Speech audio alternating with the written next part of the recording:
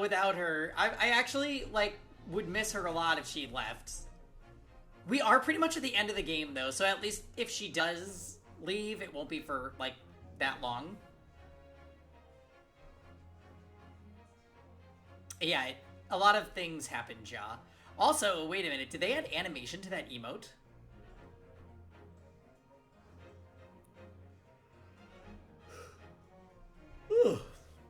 Alright, I should not still be yawning. I'm literally drinking a latte.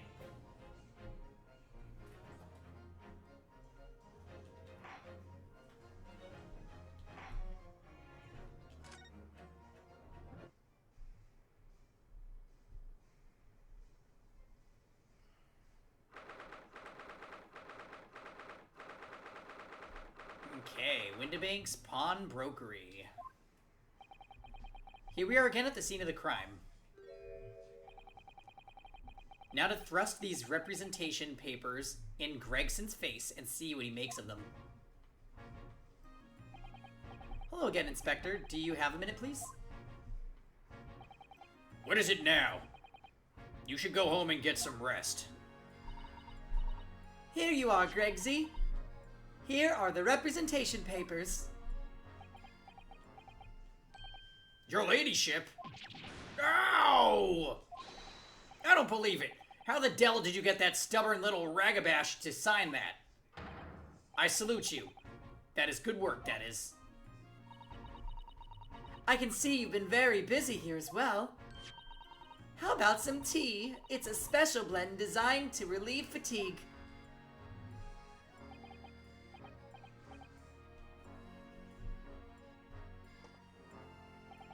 Ah, lovely. Well, let's see now.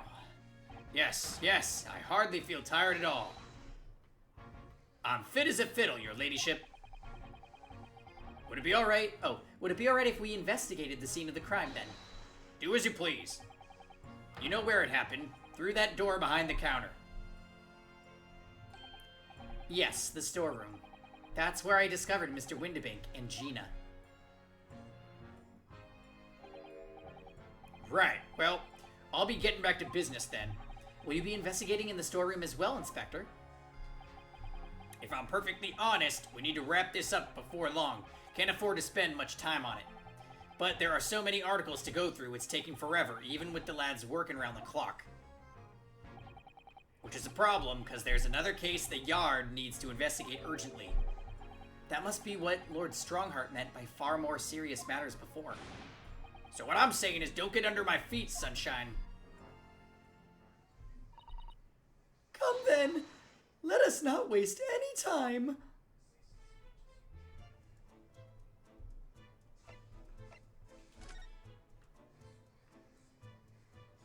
Shit. The police are scouring every inch of this place by the look of it. Instructions from the Yard are to examine every article in the shop and every ledger and book of accounts. Every article, but... But that's a, thank you, ridiculous amount of work, surely. I've been hard at it ever since the shop was declared a crime scene in the early hours. We're sifting through it all in shifts at least, but we'll be working through the night, that's for sure. And even then, we'll barely have scratched the surface. A crime in a pawnbroker's. It must be every policeman's worst nightmare. It's every copper's worst nightmare, you know, a crime in a pawnbroker's. Great. These shelves are where the pawnbrokers put articles that have been forfeited on display to customers to buy. Yes, it's really a strange miscellany, isn't it? I mean, who would buy this horse statue, for example? Well, sometimes you can find some real treasures among all the junk, you know. Are you alright, Runo? Oh, it's just, well, it looks like a collection of useless junk as a whole, but when you pick out individual things, you can't help wishing you owned them, even that horse statue. That's exactly how the pawnbroker works. They're very clever. That's a music box. Do you have them where you come from, Runo? Yes, but I've never seen one as large as this in Japan. Oh, well, this'll be a treat. Shall we have a listen?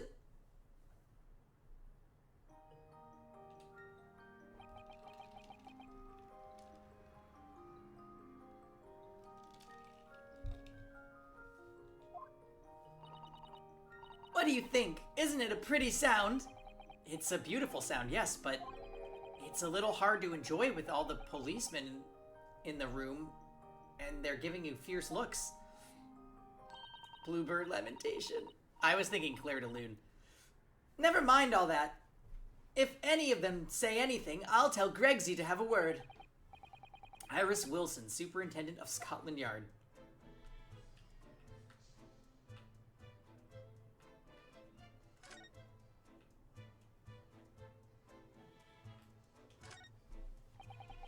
This is that strange contraption that lets you see pictures of things as if they're right in front of your eyes. It makes you think. When Mr. Sholmes gleefully showed it to us yesterday, we were blissfully unaware that any of this was about to happen. This officer has been staring intently at the wall since before we came in here. Shh! Keep it down! Oh, sorry. There's a major clue just here. Really? Then we must tell Gregsy at once. But as soon as I report it, that'll be it. I'll be stuck here even longer. Stuck here? What do you mean? I haven't been home in 2 days already. I need another constable to relieve me and take over my shift. Ah, they really have a tough time, the British police.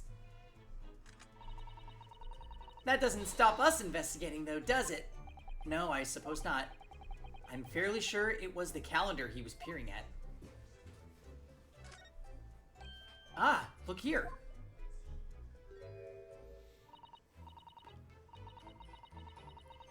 Oh yes, a bullet hole. And I can see the bullet is still lodged in the wall. Presumably Mr. Windibank wasn't practicing with his revolver in his spare time. Also, that's blood, is it not? Ah, well... Mr. Sholmes likes to practice in his drawing room whenever he can. He's very patriotic like that. Sorry? It's all there in The Adventures of Herlock Sholmes, you know. Isn't that right, Iris? Did I write something like that? Partly in jest, perhaps. In jest? Well, he doesn't do it often. It is quite a dangerous pastime. He doesn't do it often. He shouldn't even do it once.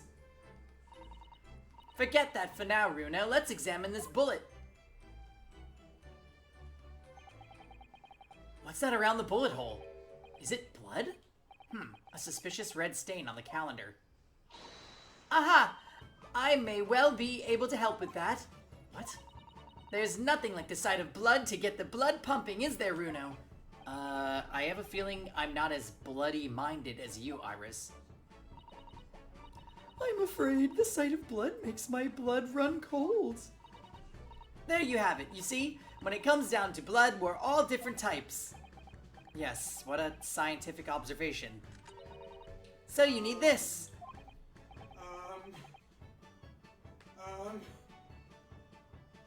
A 280 sweet A Ravi. Oh no, what is that scary looking thing? Yeah, that's scary. Maybe she won't hit hard.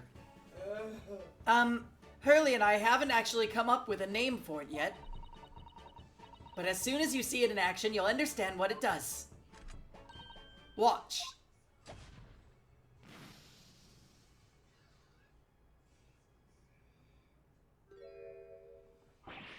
Oh, the color of the bloodstain has changed. There. Does it make sense now? Yes, I think I'm starting to understand. Good. It works on the principle that different people have different types of blood, you see? Yes, how wonderful! Didn't it just turn it green? The chemical it fires combines with the blood and makes it change color. So you can identify whose blood it is that you're looking at in a flash. Oh, what a fabulous invention, Iris! Isn't it? Isn't it? I bet Jenny would say it's bleeding great. So, whose blood are we looking at then? Well, all the chemical does is turn the blood a different color, so... just find someone whose blood turns the same color and you'll know who it belongs to, in a flash. Isn't that like tampering with the scene of the crime? Like tampering with evidence? Also, the bloodstain is definitely still red in the backdrop right now.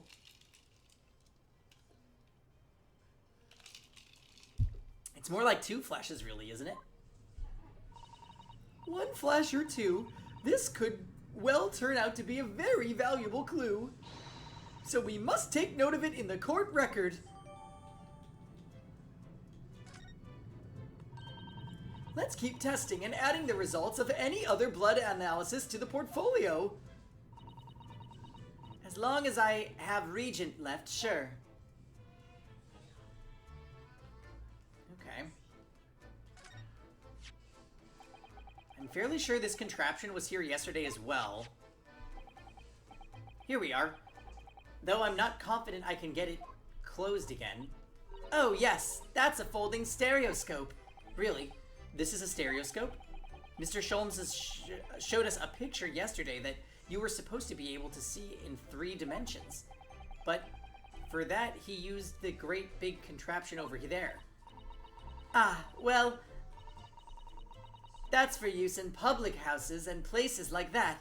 It contains a carousel with all sorts of pictures inside. But this little thing is much simpler designed for use at home. There are special shops selling prints you can use in them. I have a little collection myself. I wonder if I could make money out of these in Japan. It would be keeping my toilet sparkling clean anyway. What?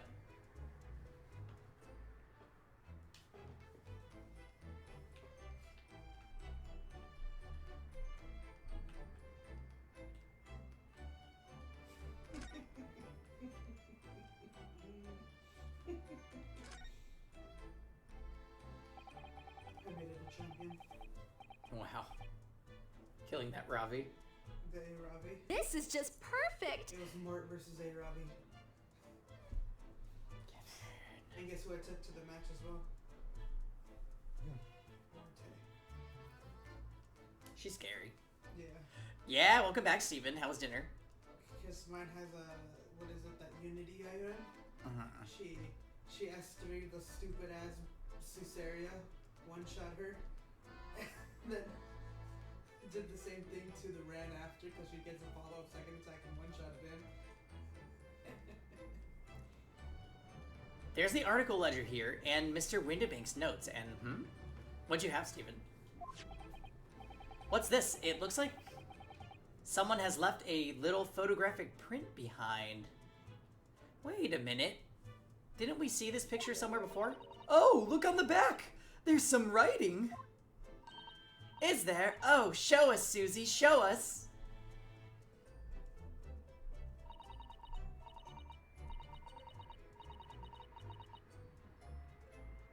"15th February, 10:30 p.m.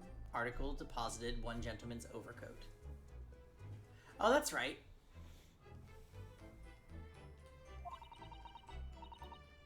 Loan amount paid £1. Redemption deadline 15th April, 10:30 p.m. A gentleman's overcoat pawned for £1? Clearly it was a very fine coat. In fact, I think... Yes, this must be the ticket for the overcoat that Ginny redeemed yesterday.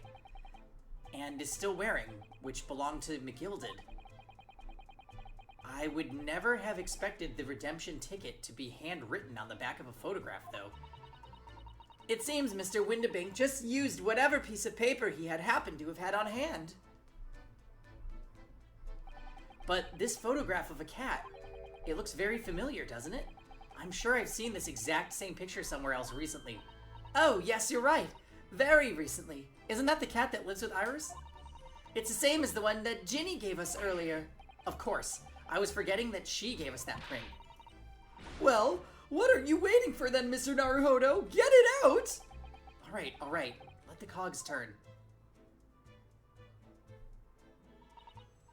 Yes, they are exactly the same.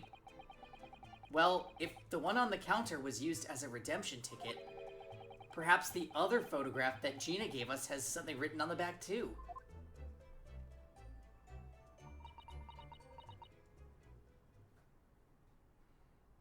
Oh, it was pasta? Heh, I've got it. These 2 photographs hide an amazing secret. A secret? What does she mean? You must tell us, Iris, at once! Do you really, really want to know? Yes, we need you to tell us all you know about this pair of photographs.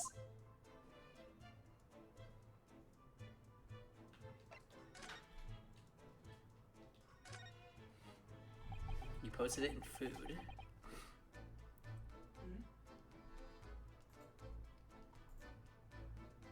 Oh my. Looks good.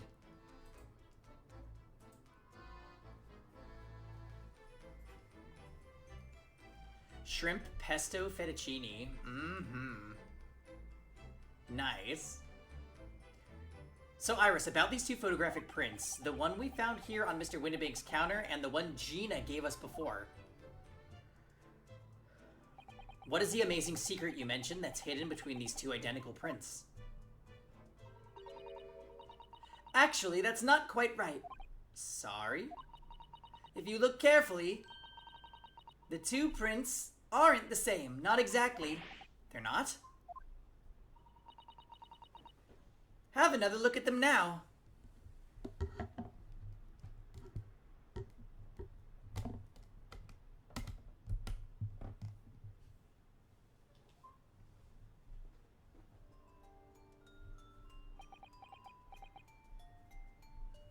Am I just being colorblind, or are the cats slightly different color?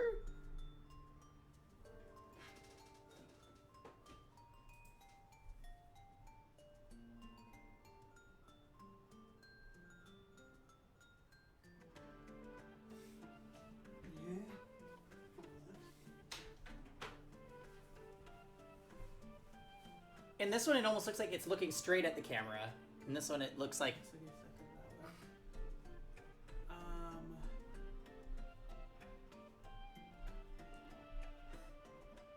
It feels like that one's its head's tilted more to the left. Yeah, the one on the left, it's looking to the side a tiny bit. The background's also different here compared to right here for the bushes. I don't know if that matters. And you see that they're just slightly different from the other. I think so. It's very subtle, though. But what's the reason for this subtle difference between the two prints? Ah, well, it's because they're a set, you see. No, I don't. This pair of photographs is meant to be used in a stereoscope. Everyone in London is raving about them at the moment. Ah, a stereoscope. Why do I feel as though I've heard that word before recently? Because we just went and looked at one. Oh, yes, that's what Mr. Schultz showed us yesterday. You see? There it is, just over there. Ah, yes, of course, that magical machine that makes pictures look almost real enough to touch. Well, actually, it's quite possible to see the same depth in pictures even without one of those contraptions. What? Really? Do you know how a pair of flat photographic prints can appear to have any depth in the first place? No, I have no idea. Oh, wonderful. Then I'll be able to tell you. She's over the moon, bless her. Should we let her explain, though? We really need to carry on investigating the scene. I, for one, simply have to know.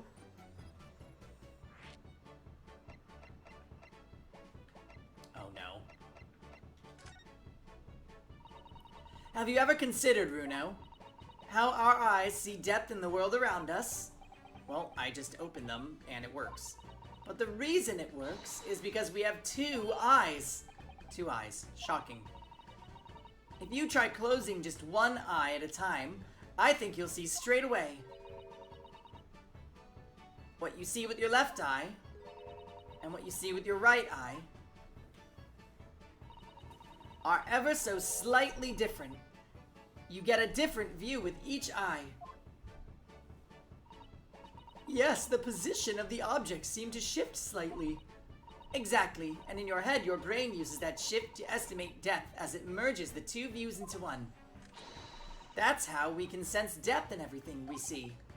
Ah, my brain really is amazing, isn't it? It does so much without telling me. Ah, I think I see. So the pair of photographs consists of a left eye view and a right eye view. Oh, well done, Susie. You're so quick. So if you can persuade your brain to merge the two pictures together in your head, you'd be able to see depths in these prints. Yes, Runo, you're beginning to understand. And a stereoscope's function is to act as your brain and allow you to do just that? Yes, but as long as you have two images, two eyes and one brain, you can actually do it yourself without needing a stereoscope at all. You can? Really?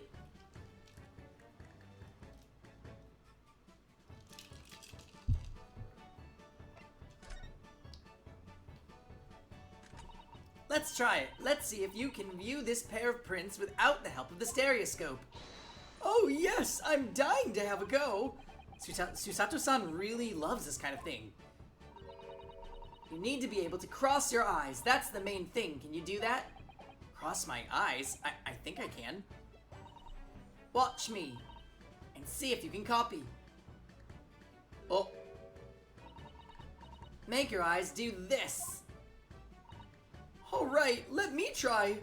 Are you ready, Mr. Naruhodo? There, how's that? Wonderful, now it's your turn, Runo. What is this? The trick is to concentrate on looking at the bridge of your nose with both eyes at the same time. Not exactly as an easy task when two people are staring at you cross-eyed. Alright, that's enough practice. Now let's try looking at the prints. Start by staring at one print and slowly crossing your eyes. Oh, I don't like that.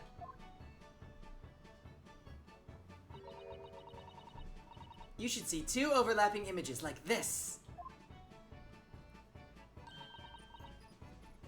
Now you try it, Runo. I'm just gonna have to give it a try, I suppose.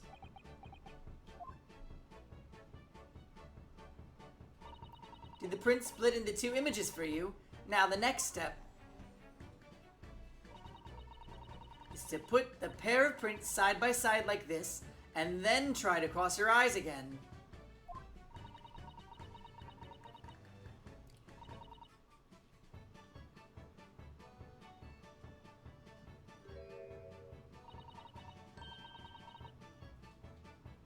They form a new single image in the center. Oh, yes! Mr. Naruhodo, it works! I can see it in the middle now. It looks so real. Oh, I could look at it all day. I wouldn't advise that. Your eyes might start to hurt. Your turn, Runo. Pretend you're looking through the two pictures and slowly cross your eyes. Keep adjusting the position of your eyes until the two images overlap exactly in the middle. Like this, is it?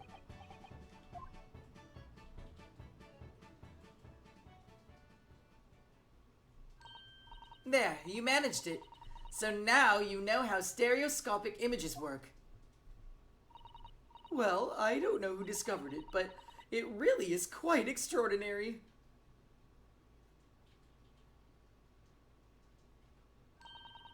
So what do you think of these stereoscopic prints then, Runo?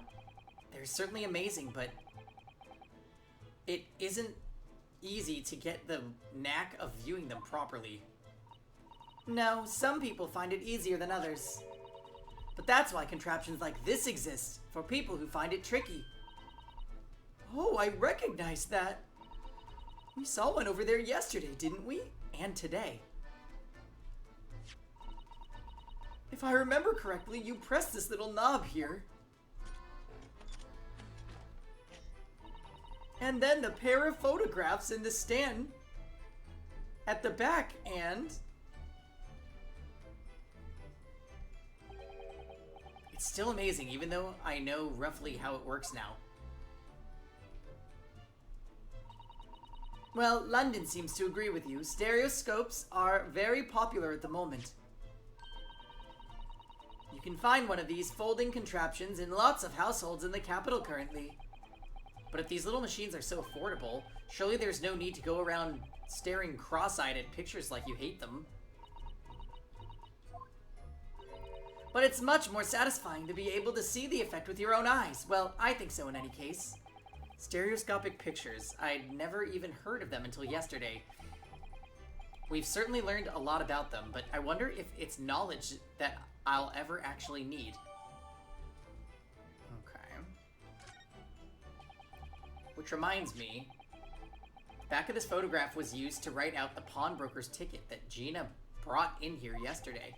And the other photograph came from the pocket of Matilda's overcoat. We need to examine everything thoroughly, don't forget.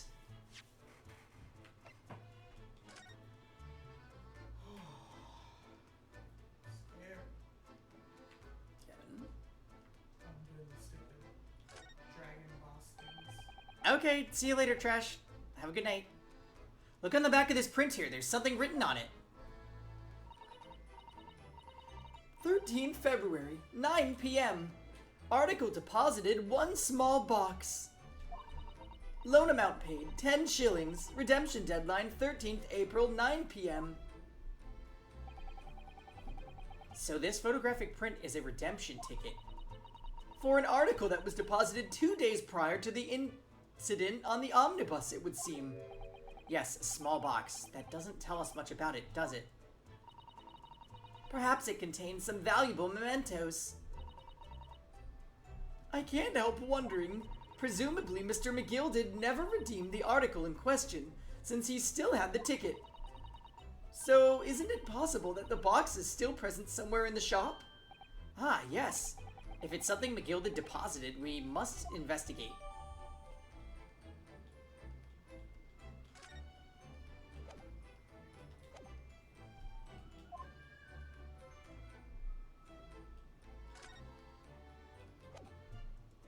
Interesting. I don't really know where all these clues are pointing towards yet. Give me a quick second, guys. I've got to take care of something for about 2 minutes, and then I'll be back. So sit tight.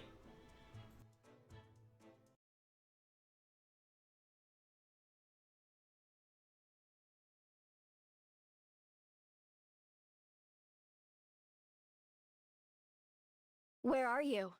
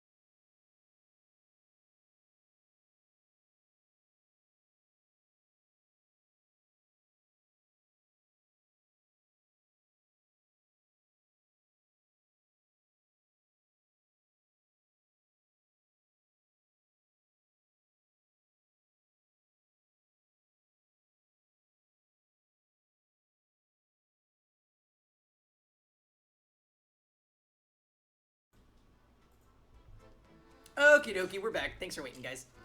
All another round. Alright.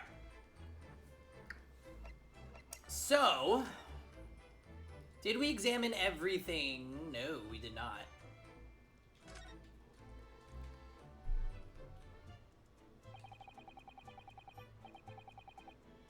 That ledger that's open on the counter there really is enormous, isn't it? It must be an awful lot of work to keep track of all these hundreds of items in the pawn.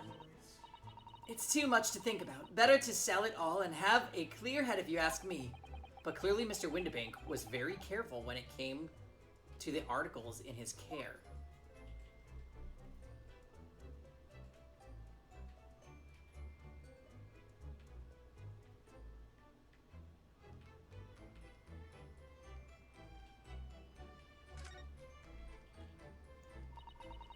Behind that door is the storeroom, isn't it? That's what Gregsy said.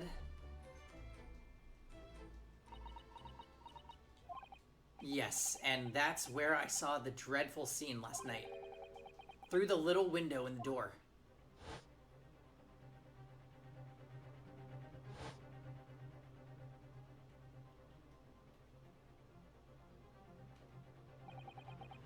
Mr. Windibank, face down on the floor with Gina beside him. As the accused's... Oh wow, that is not Susato voice. As the accused's legal representative, you have a right to examine the scene, Mr. Naruhodo.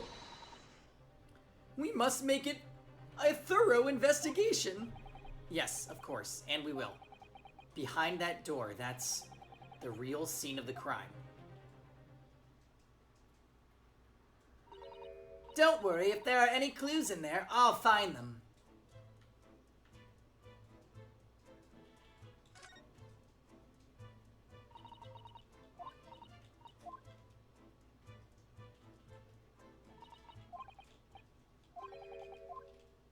Okay. Well, I wanted to go there. Oh, shit.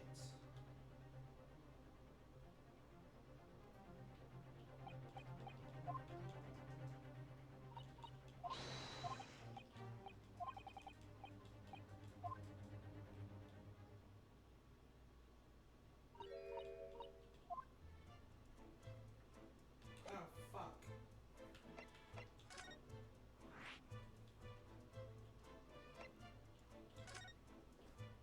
All right, into the storeroom we go.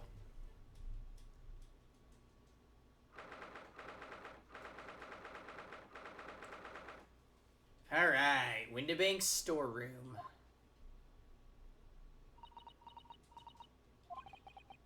Poor Iris, she's clammed up completely. Iris is bound to find this difficult. After all, Mr. Windibank's life was taken in this very room only last night.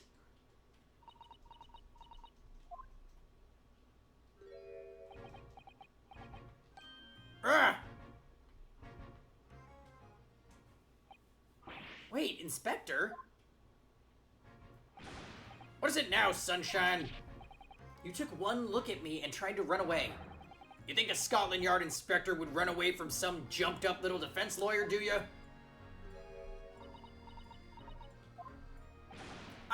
Well...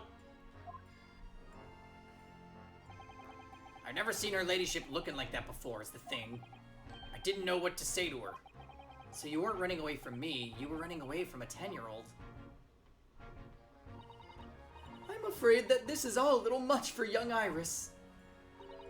Some gentle reassurance might go a long way, perhaps, Inspector.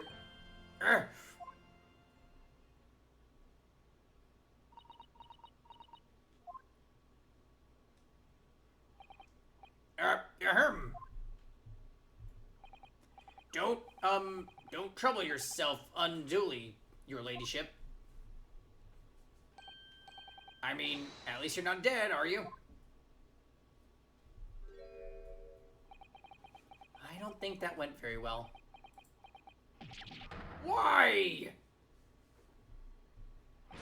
Look, I'm in the middle of investigation here, Sunshine, and I told you not to get under my feet.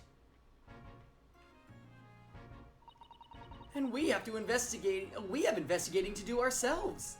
Yes, I'd like to hear more of what the socially inept inspector has to say.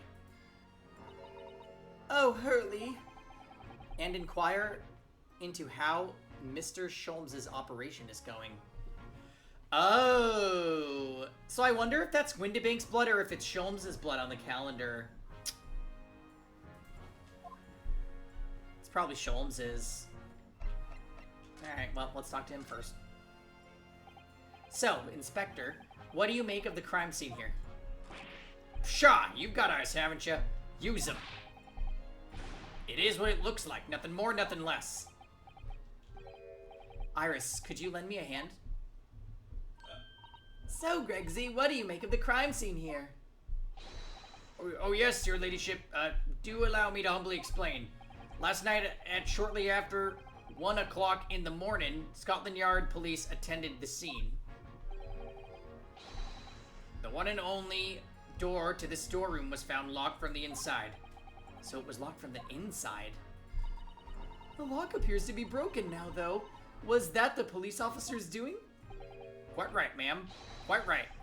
We took the liberty of smashing the door in as humbly as possible. Somehow there's 8 of us about to do a Blood Pact 10 summon in Covenant. Ah. Well, best of luck to you guys. Everyone's staking out in Discord. I see how it is. I would join you guys, but I don't think I have any, I don't think I have any resources for it.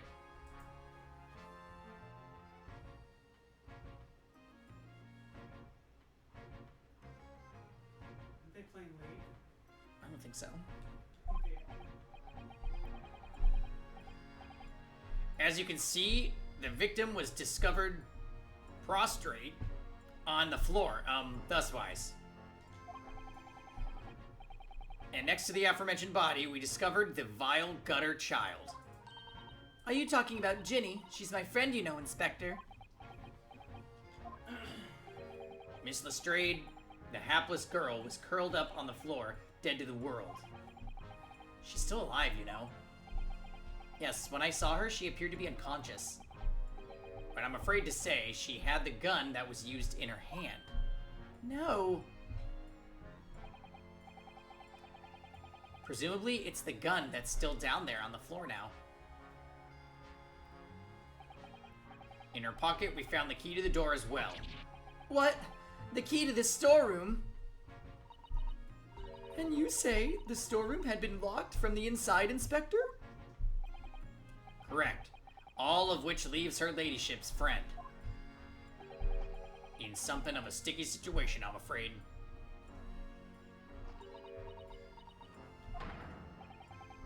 Obviously, my personal opinion is that it's all some sort of misunderstanding. Of course it is, Inspector. Of course it is.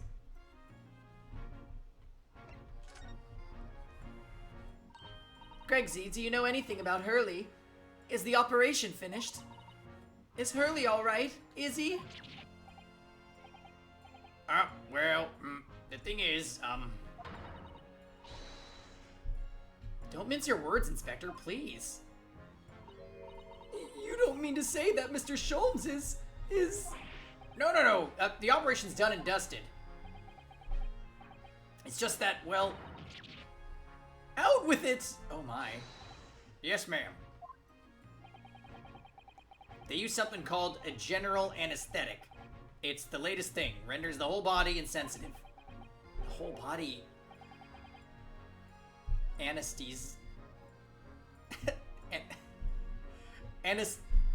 I literally can't say that word. Anesthetized?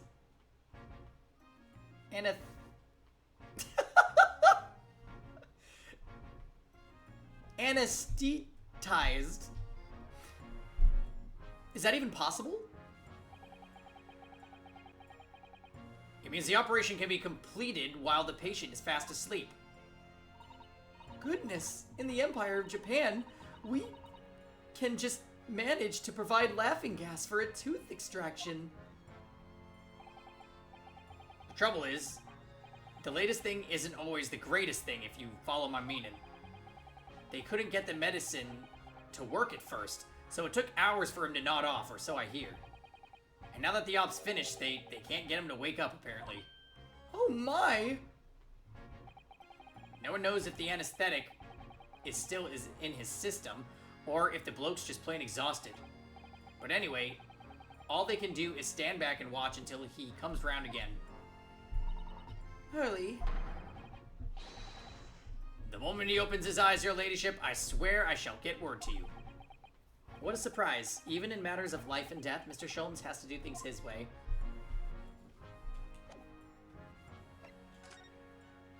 Alright, let's see. The police have marked the position of the body with a chalk line.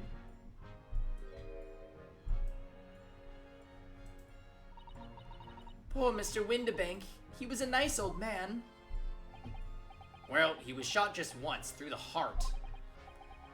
Most likely the fellow died instantly. He wouldn't have felt a thing.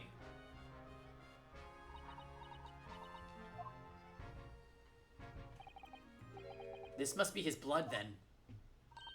Ah!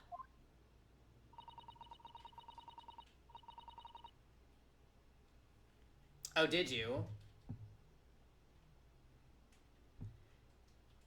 Yeah, I still haven't gotten that artifact, man. That's crazy.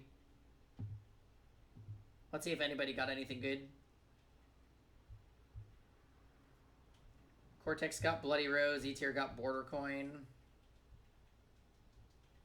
Yep. Well, hopefully y'all got some decent 3 stars or something. Mui, the Red Warrior guy, and Kevin's cat so far, yeah. So you have the RGB ones.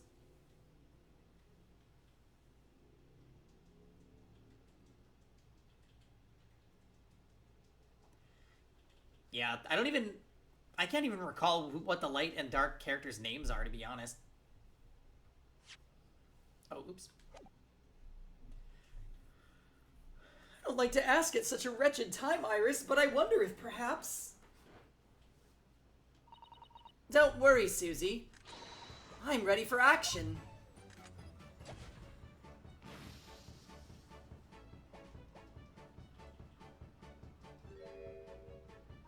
So, now we know the color of the chemical... Now we know the color the chemical turns when it reacts with Mr. Windibank's blood. It doesn't match our analysis of the blood stain we found in the main shop. No, but let's add this sample to the others we've already collected anyway. Okay.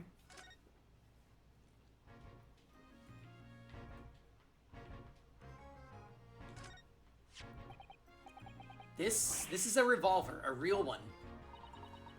And quite possibly the murder weapon used to take Mr. Windibank's life. What's the matter, Susie? You and Runa look like you're about to faint.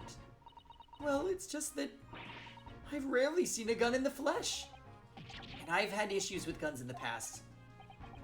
But anyway, we saw Mr. Windibank with this yesterday, didn't we?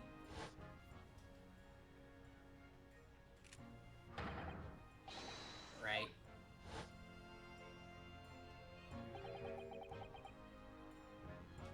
It must be the same gun. And last night, when I looked through the spy hole in the door to the storeroom here,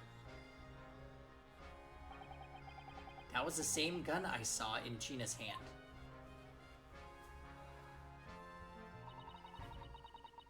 Mr. Windibank told us...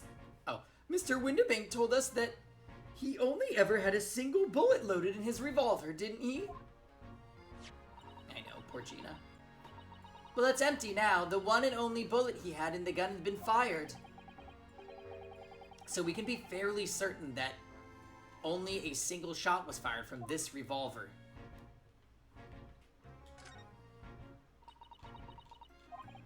Iris? Don't worry, I'm alright. But we must find the true culprit. Yes, absolutely. Look at all these articles that have been deposited. The room is stuffed full of them. I can't believe how many there are. A bicycle, a gramophone, musical instruments, even some enormous paintings. Look! Pieces of different people's lives, quietly gathering dust in here together. There's something very peaceful about the atmosphere in here. Or at least there would be, if not for the chalk outline on the floor and a policeman shuffling around. Not much I can do about that, Sunshine.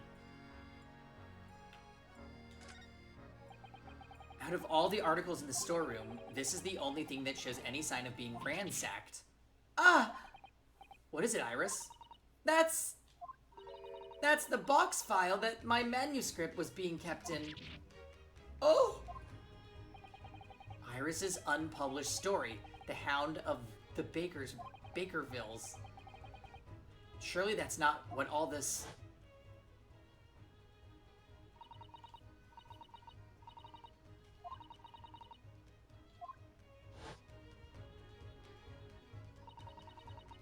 We must check inside the box at once! Yes.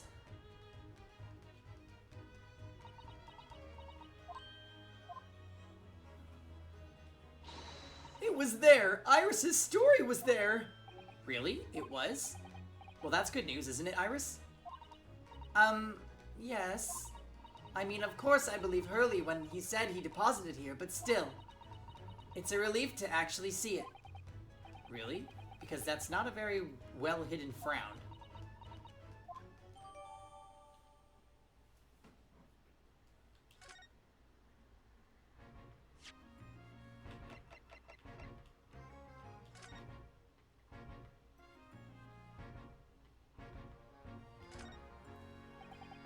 Can't find anything out of place. Oh.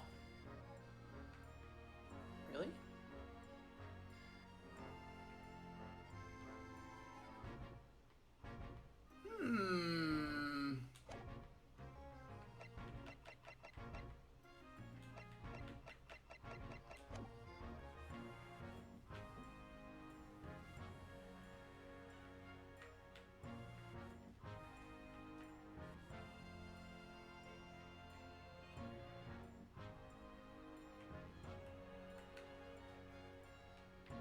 So I guess we checked everything in here.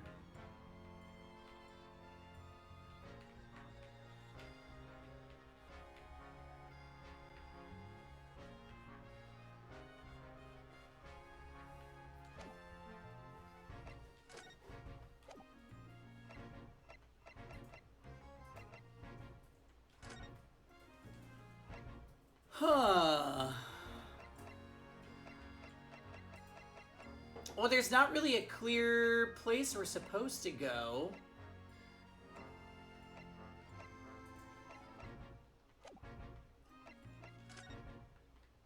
Let me just double and back.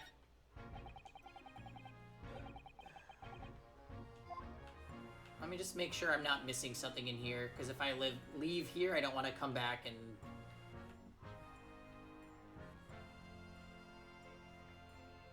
Right, we already checked that.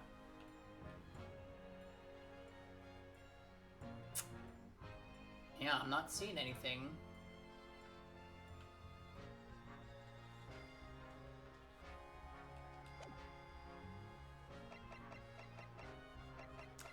There's nothing to talk to him about.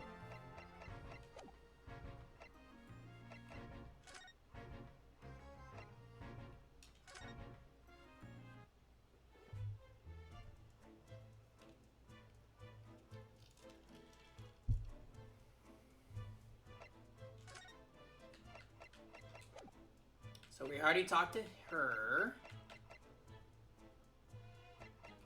Can't we ask Gina what she was doing in here to begin with? Because that would probably shed light on a lot of things, no?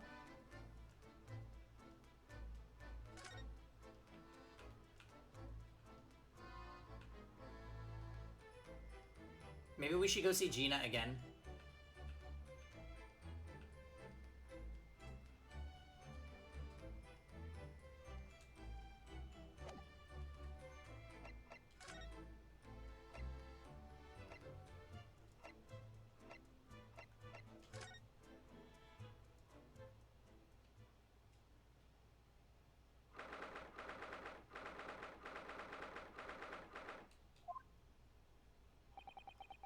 Gina doesn't appear to be here. I believe she must be in questioning at the moment. Oh, that was Susato. Oh, but wait a minute. What is it, Iris? Well, if you examine the scene here carefully, there's another possibility, isn't there? Ginny could have slipped the key from the jailer when he wasn't looking and escaped. Oh my! Why would she do something like that? It would only make her situation worse. Calm down, Runo. I was only joking, of course. Oh. You had me worried there. I thought it was a great deduction. Yes, it must be your way with words, Iris. You're so wonderfully persuasive.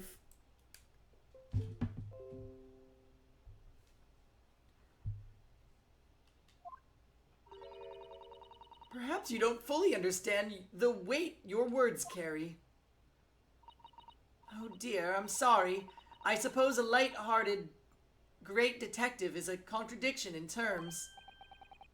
Well, in the same situation, I'm sure Mr. Sholmes would have just thrown his head back and laughed. I'm not entirely sure that's helpful, Mr. Naruhodo. Well, anyway, it looks like we won't be able to talk to Gina for a while. We should try to make progress with our investigation in the meantime. Yes, come along then, Runo. Come along then, Susie.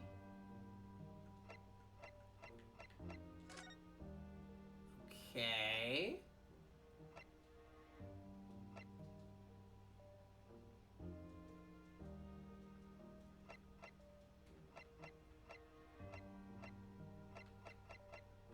You go to the hospital?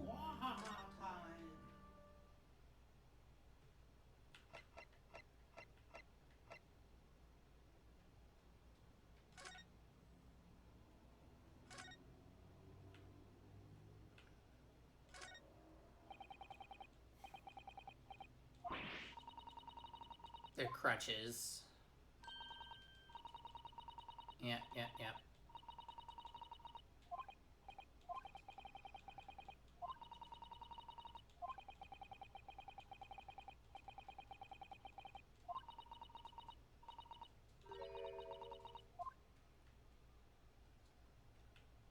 So Sholmes is not back.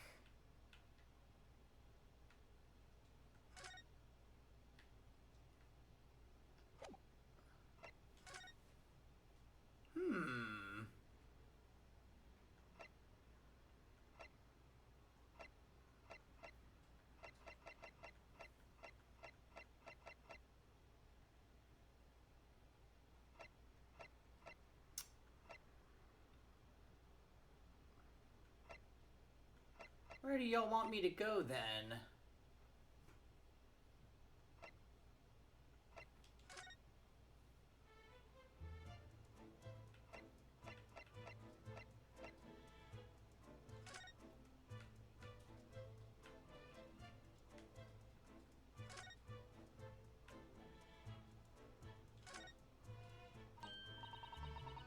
This looks like a telegram. It is, but you mustn't open it. Not under any circumstances. All right, I won't. Now then, let's see. No, what did I just say? You mustn't open it. Don't worry, I won't. With this special concoction I've developed, I'll be able to see through the envelope without having to open it. No, that's not allowed either. Oh, I'm sure it's something important. Little geniuses sure can be mischievous.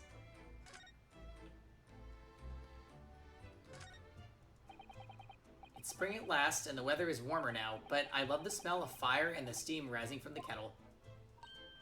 Oh, how about some tea, Runo? Thanks, Iris, but I'm alright for now. With the green tea Susato-san makes me from time to time and Iris's unique herbal infusions, this place is paradise for a true tea lover. If you're so sure, you know I always have plenty whenever you're feeling thirsty.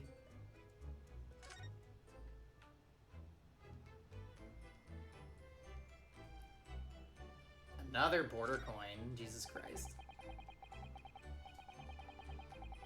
I mean, they're not revealing, like...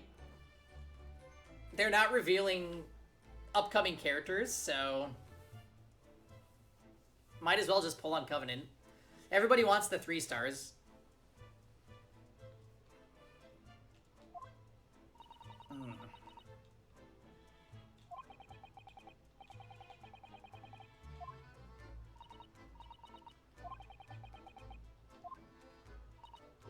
Alright. Let's get to the point.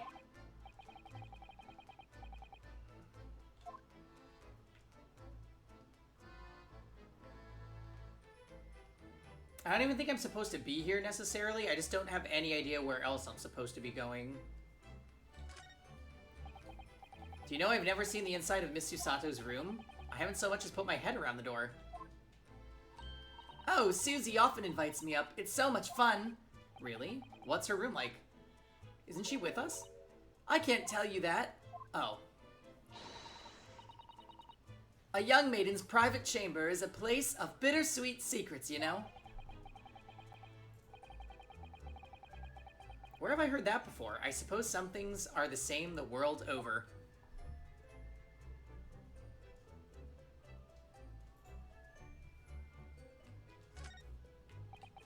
Oh, wow. I clicked it again.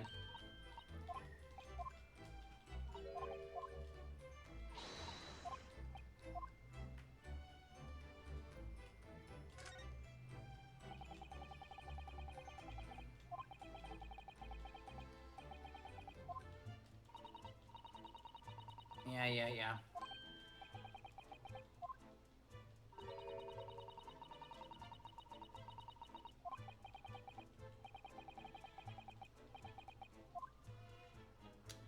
So we're not supposed to be here. Now I'm worried that I missed something. Oh wait, what is this? This is the tea set that Miss Usato brought with her from Japan. Oh, I already read this, yeah.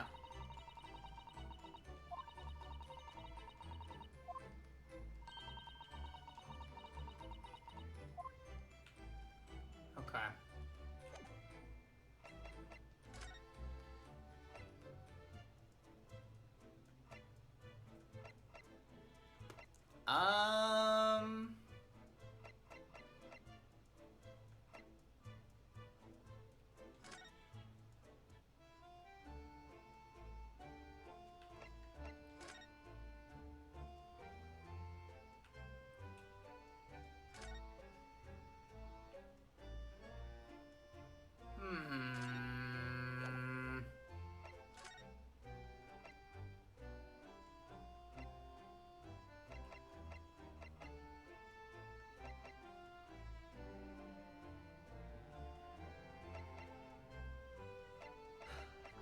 I guess I can try going back in here.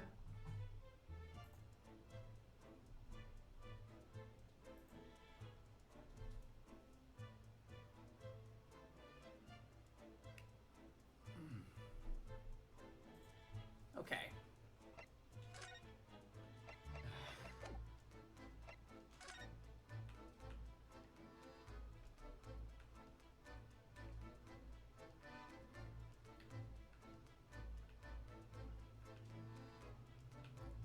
Now I'm starting to think I must...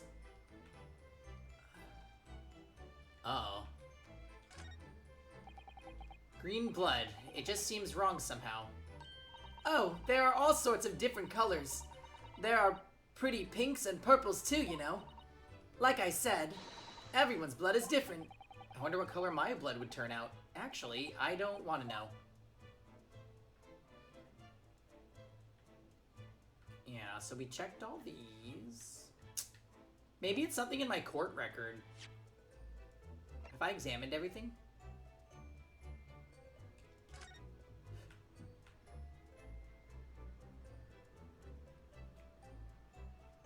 We did already,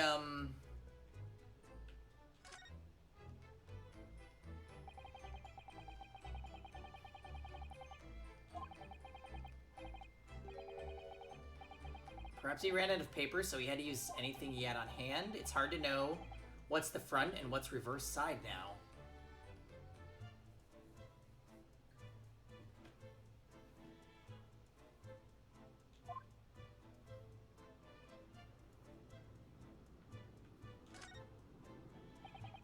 This is an adorable little cat. I think it looks a little like Wagahai. Yeah, the one that was at Sholmes's. I always thought that cats like to curl up inside under the heated kotatsu blanket when it snowed. Maybe British cats are different. Actually, now we have both pictures, I could have another go at viewing them as a stereoscopic image. I can't do that.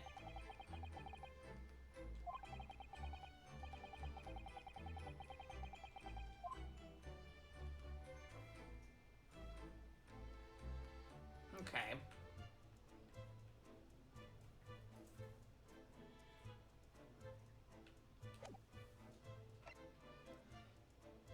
Gina's representation papers, blood samples.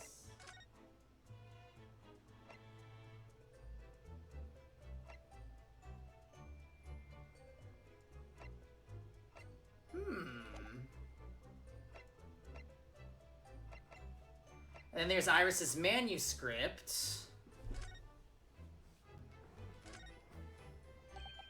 The Hound of the Baskervilles. How did Susato-san know the exact title of this unpublished story? I suppose I'll just have to wait until she's ready to explain it to me. I'm so sorry. Oh. Yeah, why? That was weird.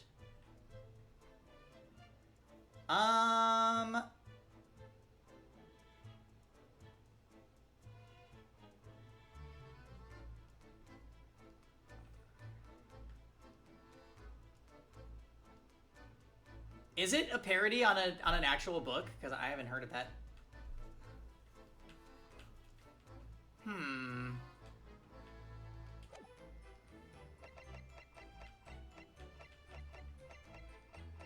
It's a Sherlock Holmes novel? Of course it is. Of course it is.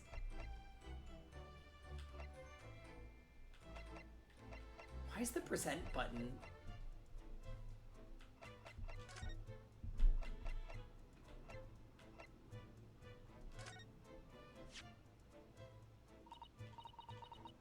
Oh, my manuscript. Mr. Sholmes said he deposited it at Windibank's, and he had. But it's so strange. What is it about this particular story? I worked so hard on it. Why would Hurley say I can't publish it? I'm afraid I have no idea. All you can do is wait until he's ready to tell you, I suppose.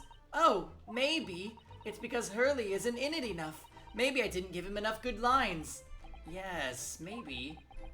I wish I could say that definitely isn't the reason, but I can't.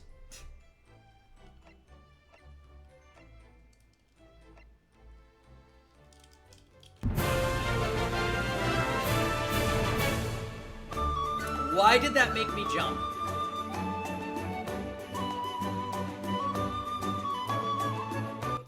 Oh, the months keep going on and on. They do indeed, and thank you for the resub, Shark. Such months. 41. I can't believe it's been 41 months since you played a video game.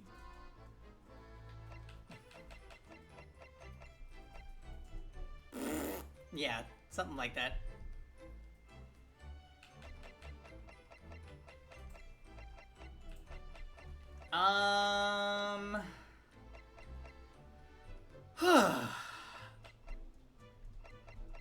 You know what? Let's try presenting something to that detective guy. How's it going tonight, Shark? I am visual noveling on a Sunday, as Peggy's tend to do. You spent too much at Target? No, me too. The last time I went, I bought a lot of miscellaneous things. Shirts and candles and dusters. I haven't used my duster yet. Yeah, no, You did? Where did you dust? Your dad's. Oh. We could spend it over. Skincare and snacks. Oh man. I got some snacks too, I think.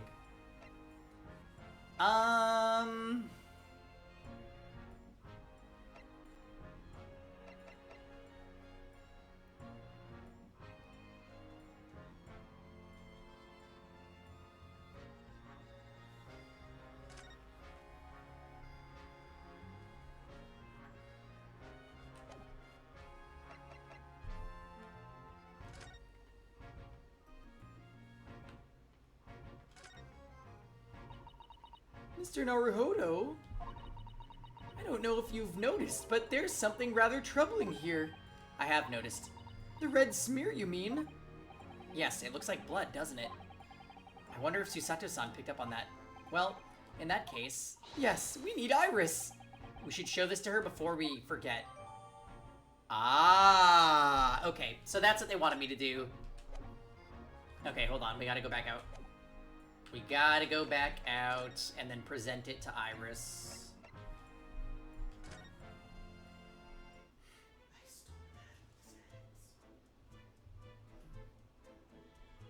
You're in his world? Why?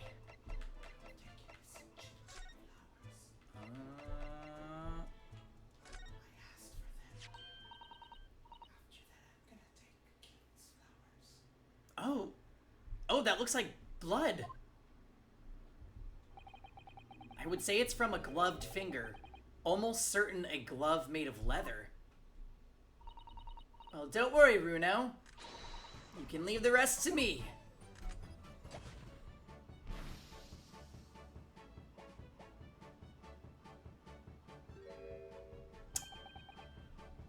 Okay, so there's 3 different blood colors. Look at that. Yes, that's a color we haven't seen before, isn't it? We simply must add it to the portfolio of blood samples. It could be an important clue. Although, it would be nice to find out whose blood these different colors correspond to at some point. Well, this particular stain of blood... Oh, you've had an idea, haven't you? Do you know whose blood this is? No idea. How could I? We don't know... We don't have a known sample of the same color. Without that, it's impossible to know. Oh, how very vexing. Indeed, it is, Shark. I wonder. What? Well, it's true that the color doesn't help us. But what about considering how the mark came to be there in the first place?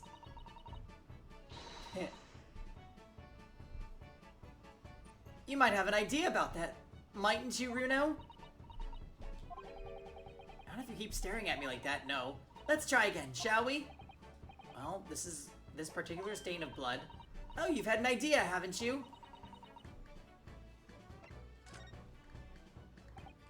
Yes, I have an idea whose blood it is. Not from the color it turned, but with a little deduction. That's right, I think it's clear. Iris, do you know as well? You first, Runo. Who do you think it belongs to? Alright, I believe...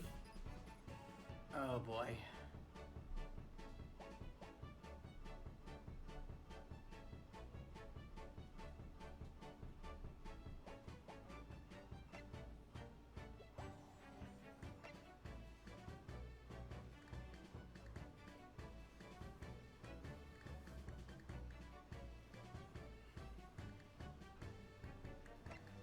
Oh my god, I don't know. This is the redemption ticket. Which Gina would have touched, but why would she have blood on her hand when she's touching it? She wouldn't. I don't think.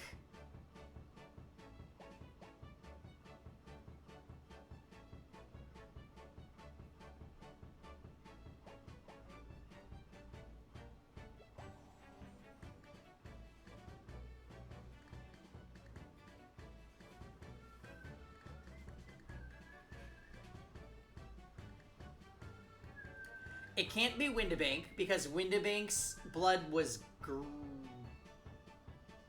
blue?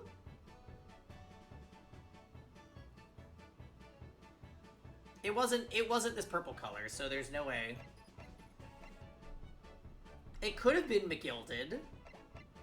I don't see why it would be Mason, so it has to be either Gina or McGilded.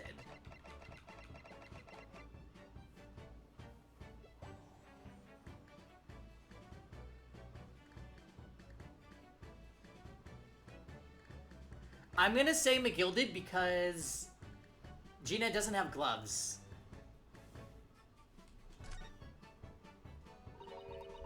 Mr. McGilded? Yes, after all, this redemption ticket belonged to him. Oh, you don't think... You mean that during the incident of the omnibus? Yes, I expect so. It's a very clear print and so small... Oh, and no small amount of blood. So it must have resulted from a fairly serious accident. Such as he might have sustained on the omnibus. Wait, but if I remember rightly, no sign of injury was found on McGilded at all. Oh. We're trying to work out who the blood came from, so we can rule out anyone who hadn't been bleeding straight away. Oh shit, then it would be Mason.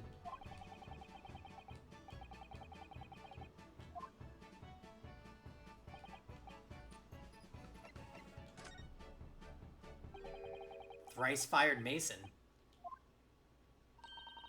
You don't sound very sure of yourself the way you trailed off there. Well, it was 2 months ago now, that case, and of course I'd never met the victim, so I'm struggling to remember his name. He was definitely thrice-fired, though. The victim of the omnibus case? Yes, his name was indeed Mr. Thrice-Fired Mason. But that would mean that this bloodstain was left on the ticket 2 months ago. Yes, I think it was. Gina brought this ticket here to Windibanks yesterday. I'm suggesting that the bloodstain was already on it at that time. So it's a smear of blood from the time Mr. Mason was killed 2 months ago. Something else is coming back to me now. Mr. McGilded was also wearing leather gloves that night.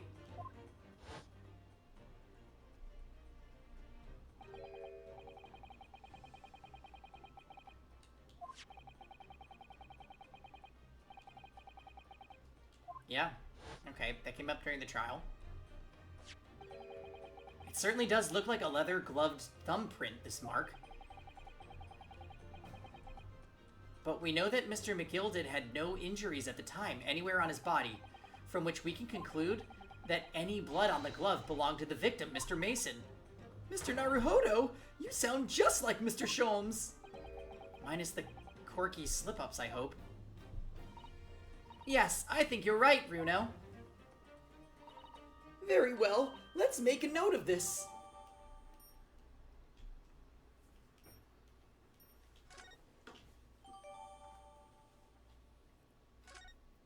Okay. So now what? Damn it, that didn't give us any progress.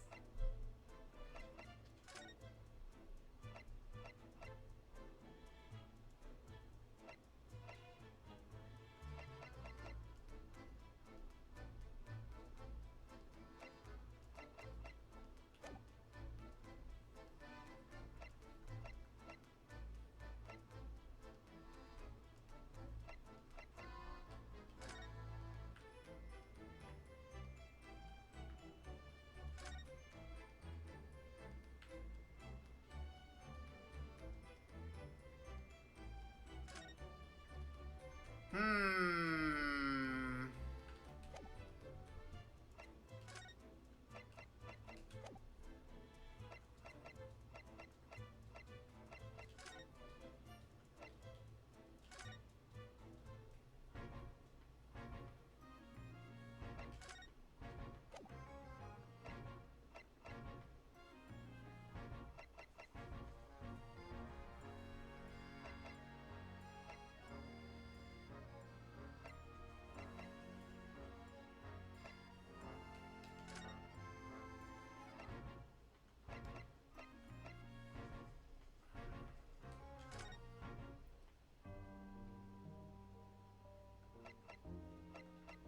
Still no Gina.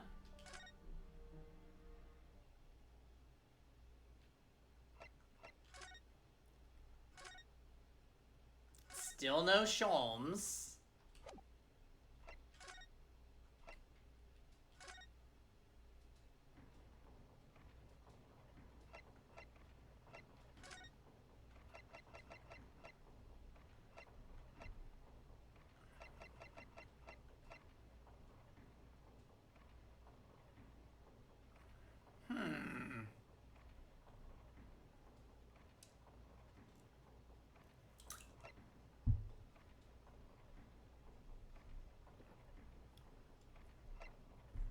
Where do they want me to go now, then?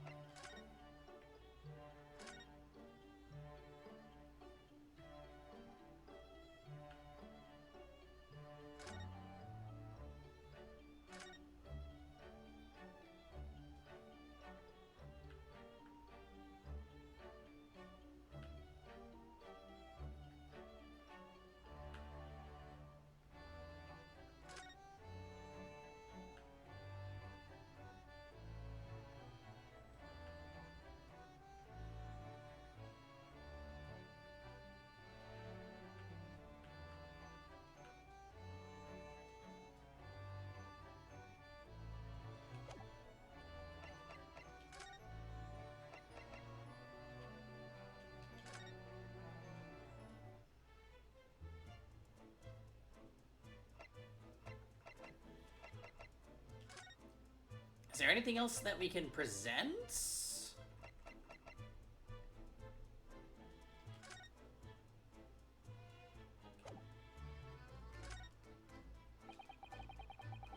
Would you mind if I showed you this, Iris? It's just a boring old thing, really, but... Oh, I don't really like boring things. It looks like Japanese modesty is easily misinterpreted by young Western children. I mean, who does like boring things? No one wants to be shown something boring. Come to think of it, you're always introducing things with, this is boring, but it's a bad habit. You should stop it. I'll be sure to let the entire population of the Empire of Japan know on my return. Okay.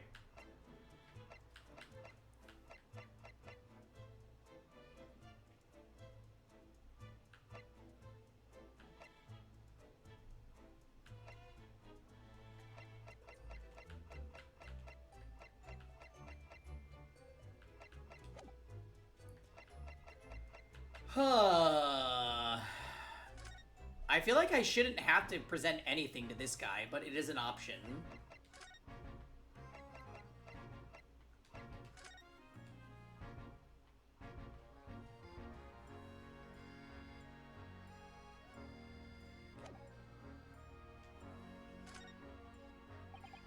Inspector Gregson, could you give me your opinion about this, do you think? We don't tend to share, Sunshine. Not with the general public. Ugh. In that case, Gregsy, how about some herbal tea? Oh god, again.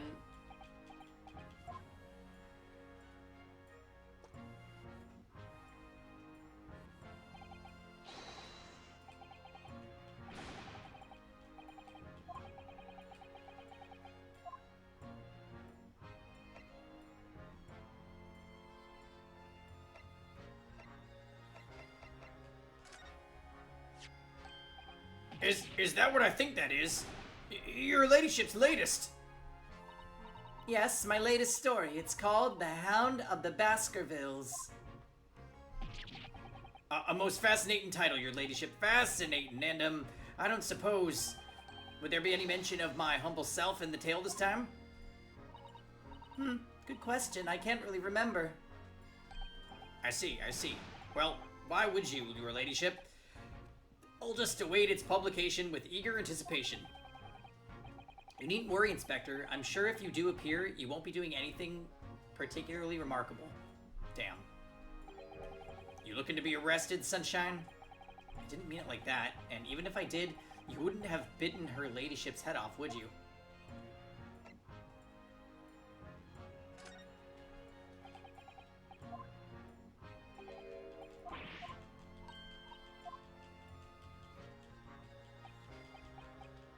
Okay, so this is just like a regular thing.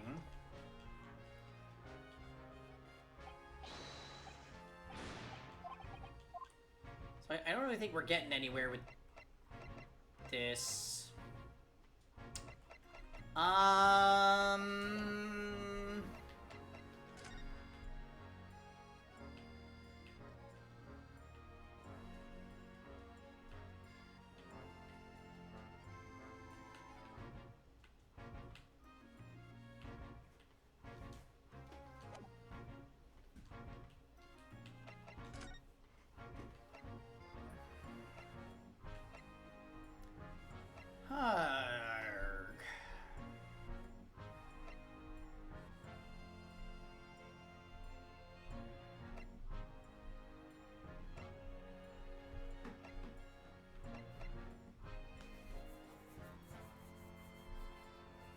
Yeah, I don't want to click on a bajillion things and they're sweet. It's just gonna be a bunch of flavor text.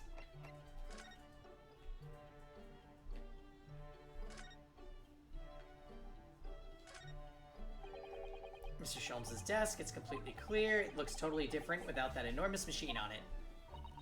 Hurley lives in an absolute mess all the time. He never notices when things go missing. Even Mr. Sholmes must have noticed that huge lump of metal is no longer there, surely.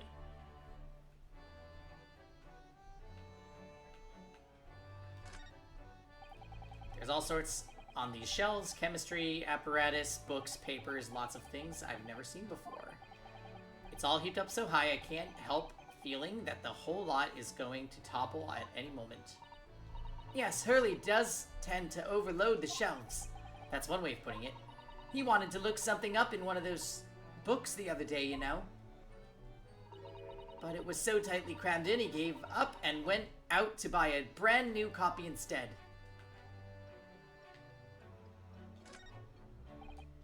Now this really is Mr. Sholmes' faithful performing partner then. The Stravadar, the Strapiscar, the Scrapifarius? No, it's no good, it's gone. The virtuoso's violin that he found in a pawnbroker's and managed to buy for next to nothing. I hope Hurley gets well soon. I miss hearing his violin playing already. Oh, Iris, I'm sure he will.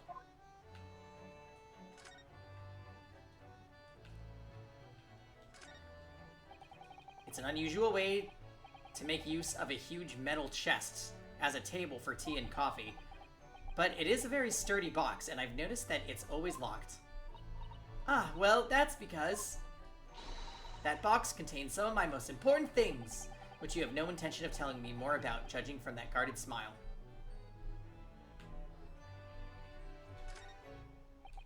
The fire's burning comfortingly in the grate again today. It's a very different feeling to a Japanese hibachi somehow. Hurley's been working on his disguises recently. He's been dressing as a woman, mainly. Really? Mr. Sholmes dresses in women's clothes? Yes, you see the lady in the photographic print on the mantelpiece. That's Hurley. He's quite stunning.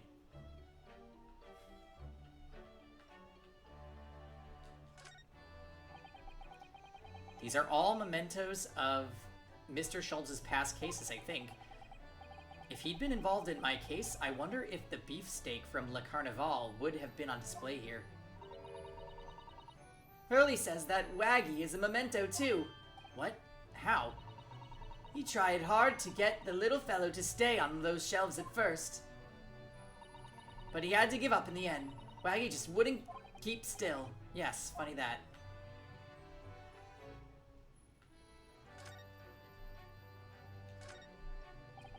Your beautiful tea set is there on the table as usual. A cup of one of your special herbal blends always helps me to relax when I'm feeling the strain. Poor Hurley. He hasn't had a drop of tea today. I wish I could take some to the hospital for him. Come to think of it, I haven't seen you doing much writing recently, Iris.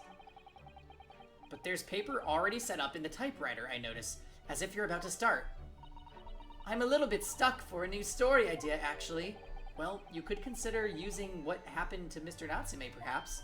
Oh, yes, that's a fabulous idea. And a great title has just popped into my head as well. The Adventure of the Caddy Man. How's that, Runo?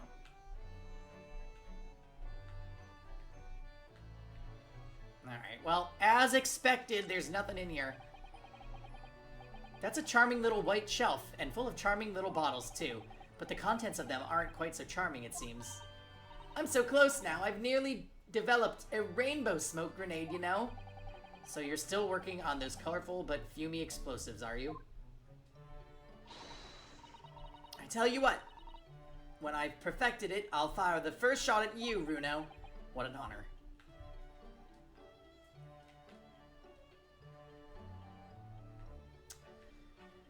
Yep, alright, well, coming here was a waste. This is where you note down ideas, isn't it, Iris? Let's see, what does it say today? Ah, the Boscombe Valley Mystery. We visited Boscombe Valley recently for a picnic, you see, but I forgot to bring the tea. So when Hurley became thirsty, he decided to drink from Boscombe Pool. He gave himself an awful tummy ache. Oh dear. Hurley sat there miserable as can be in that field of flowers after that, just like when you saw him yesterday. That really is an unsavory tale.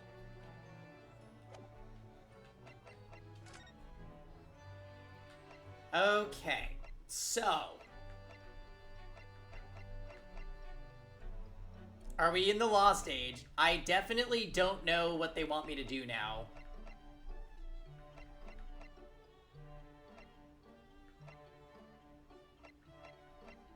Maybe I have to present something else to Iris? Although I'm pretty sure I've already presented everything that's relevant to her.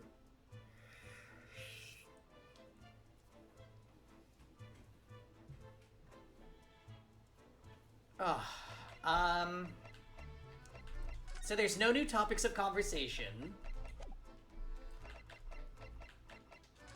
We already presented the bloodstain and the story and the ticket. The blood samples? The way you can identify differences in people's blood, like, this is amazing. You really are a genius, Iris. I know. I am. If Hurley and I put our minds to it, we could really shake up Britain's chemists and alchemists. And you could shake up Japan's lawyers and judges, couldn't you, Mr. Naruhodo? Oh, for sure. Even if I didn't intend to.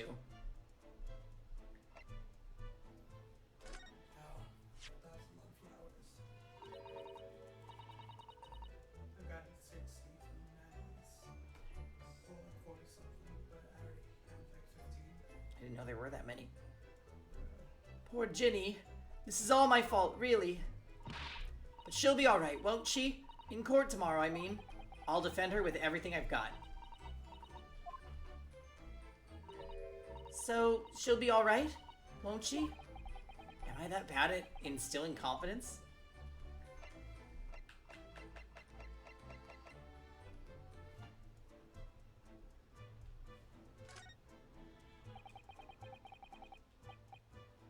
Oh, yep, there's the boring dialogue, yep.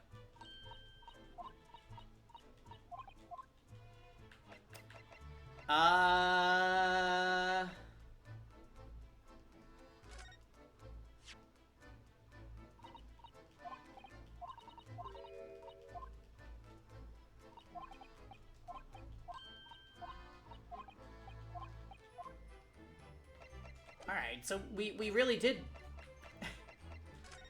we provided everything! Oh my god. Okay. Listen here, game. Don't you dare Famicom Detective Club me.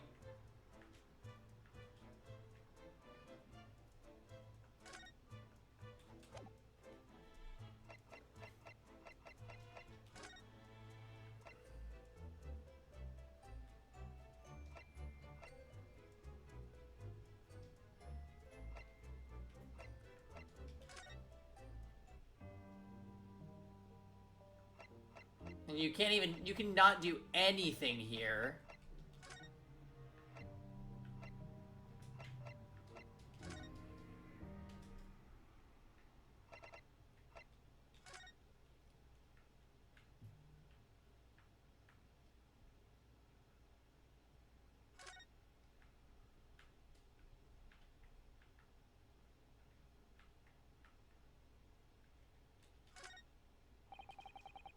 This must be Mr. Sholmes' bed. Poor Hurley. I know. It looks as stiff as a board, doesn't it? What? We're in King's World and we were just doing stupid random shit. And he used Kokomi and he fucking started running away like in the ocean. So I switched over to Shenhei and Changyang, and I chased after him with like the ice skills over the water. And I just show up to where he's at and the fucking Kokomi's just drowning in the water. Like, why is she dying? She's a fucking fish. guess not all fish are created equal. Yeah, not all fish can swim.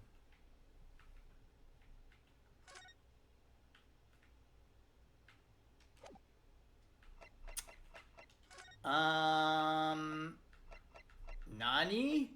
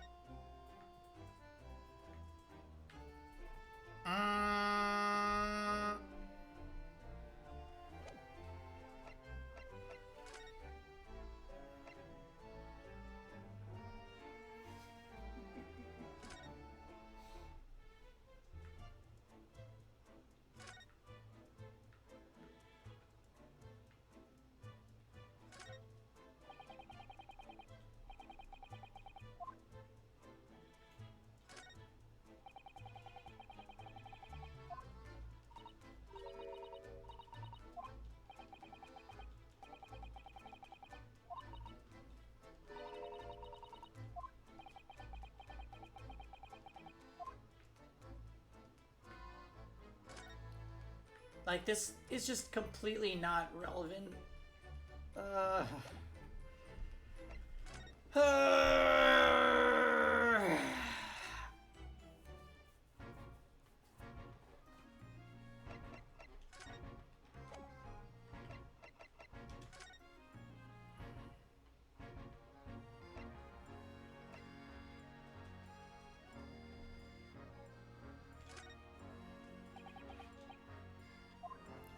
Hey, Mars.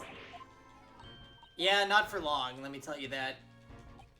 I have no idea what, I have no idea what they want me to do. It's a total Famicom detective moment.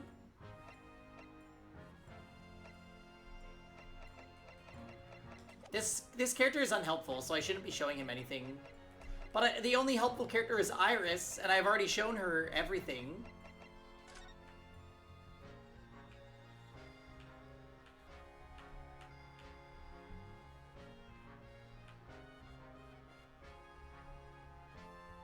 Moonlight, pour down.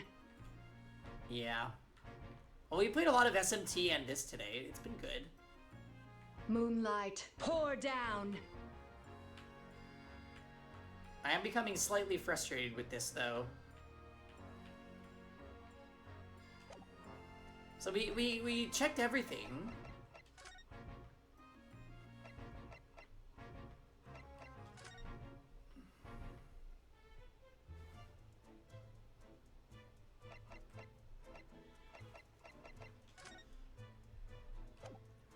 Am I supposed to be looking at something else in my...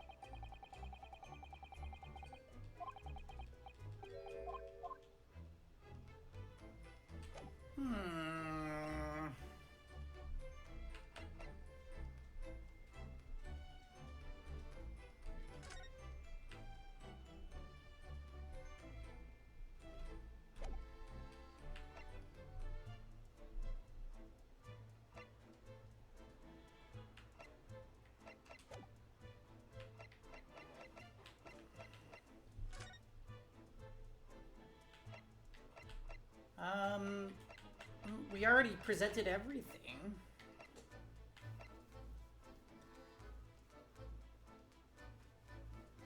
Do I present this? Did I already present this to her?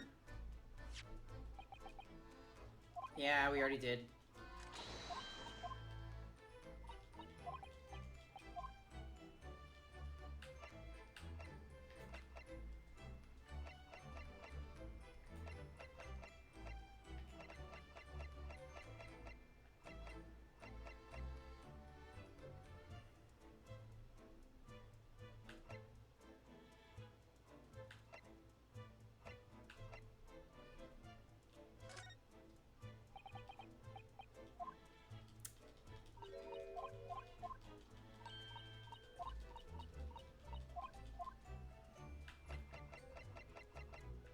Alright, I got no clue, y'all. I hate it when visual novels do this.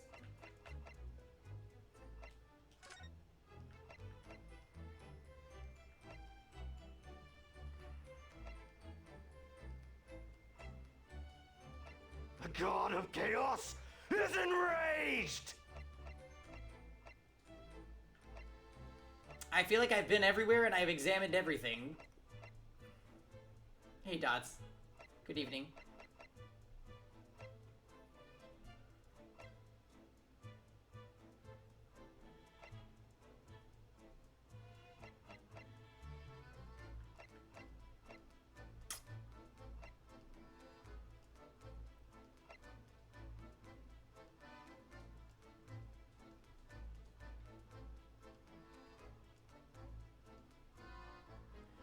No, I mean, if this was Famicom, I would agree with you, Mars, but in terms of, like, the dialogue, if there's a check mark next to a topic, they will literally just repeat the same conversation you had the first time. It, like, doesn't change.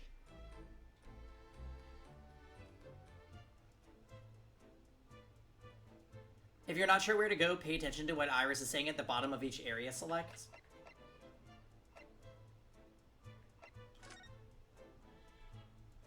Gregzy and his friends are working hard at their investigation. If you let your concentration slip, you might miss what people say. Hey, Jarek.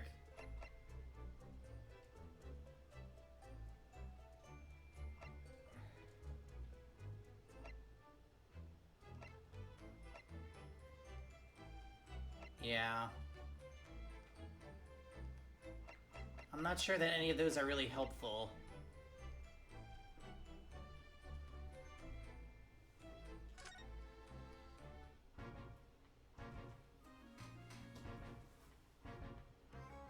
Oh, my Christmas tree? And no, I'm gonna leave it up a little longer because I like it. I like its spirit.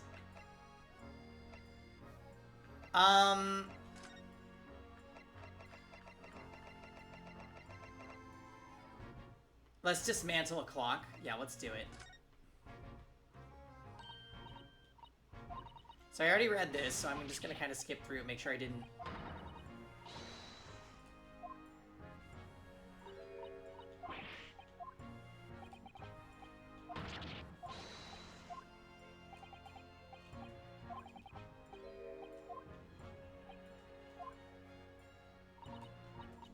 Are you still on the Blaze Blue grind, Jarek? Yeah, because I'll see you right now. Oh yeah, Kevin's saying that he'll see you. I would love to see that, personally.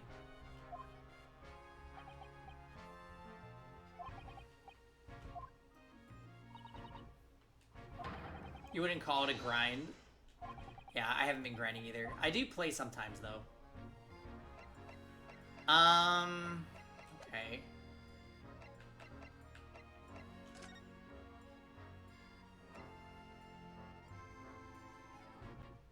KOF comes out next week. It does?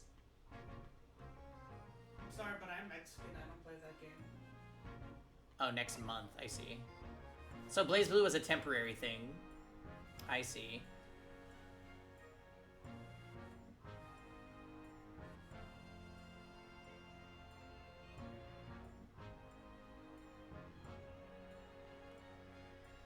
I'll show you in a second, Dots.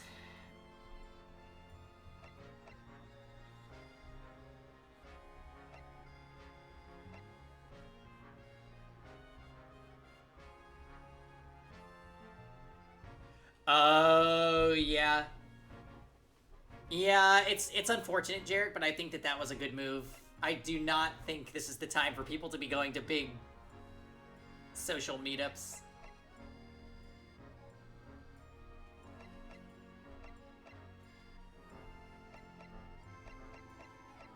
It's too bad. Yeah, I feel you, I feel you. Everybody just wants to resume, like, normal life. Hey, Zanzas, how are you tonight? But it's just... Not with a new, like, variant spreading like wildfire. So many people would get sick.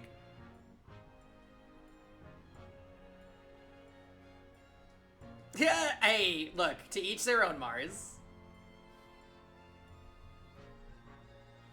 Yeah, I'm excited for Triangle Strategy.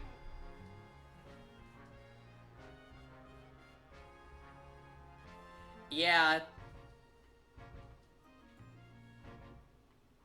Oh, I wanted to plan PingyCon, but I'm worried. I'm legit worried about the COVID stuff. So I don't know. I gotta talk to Jam. 3 months until Advance Wars. Just invite you to PingyCon. Alright, you're invited. Good, Jared. Yeah. You can't come unless you bring brioche buns. Yeah, a lot of people are... I know, Xanthus, it's scary. Basically, Kevin's immediate family all caught it. So an idiot. But only Kevin knows where to get the brioche buns.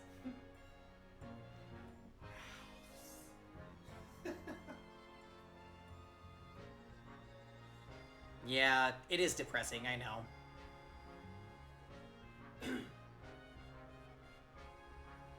Kevin and I both got sick right after Christmas, and I was scared that that it got us.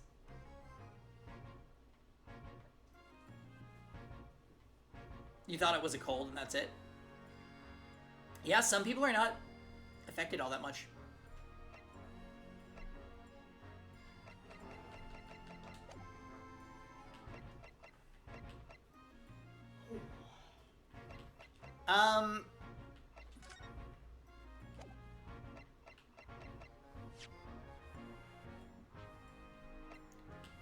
So I've done quite a bit of examining with my evidence dots. Hey, pretty girl. We have the 3 pictures of the blood that she made, like she changed the color of it.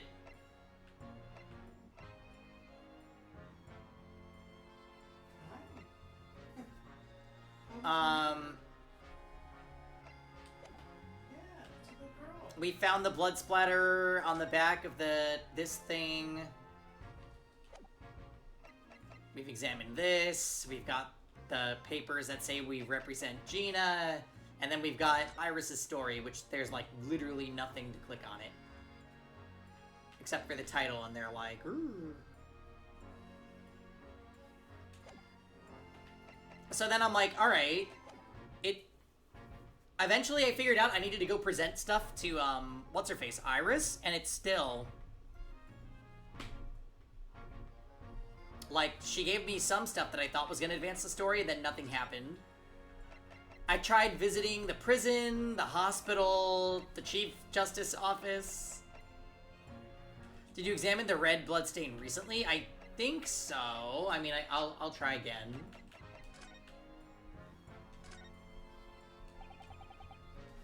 So this mirrors blood. Yes, it reacted to the chemicals fired out of Iris's strange gun, so it must be. It does look as though it's a thumbprint from a hand in a leather glove. Ah, Mr. Sholmes wears leather gloves, doesn't he? Oh, shit. Alright, so this is new dialogue. He wears fingerless leather gloves, though. Fingerless. Oh, dear. Is someone a little upset? Alright, so that was new dialogue, but it didn't,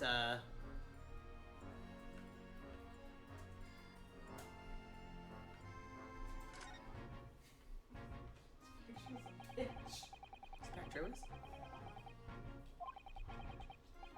I hate that guy.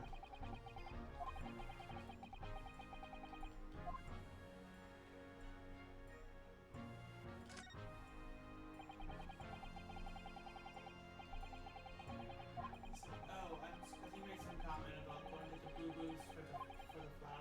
Oh yeah, Boo Boo Pharmacy. Like, I've never really been there, so haha. And he's like, oh, but your man buys those, and like, I don't like that bitch. Oh, I'm sorry, I thought you liked all the guys with the bad designs. Kevin. Oh, me? He's the one that said it. Oh. Like, excuse me?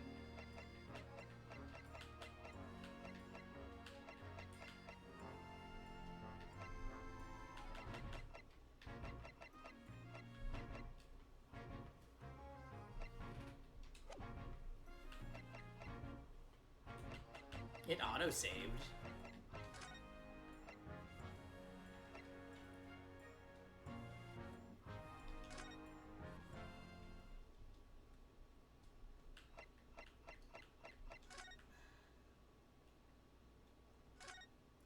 I keep waiting to, like, Samir Automato?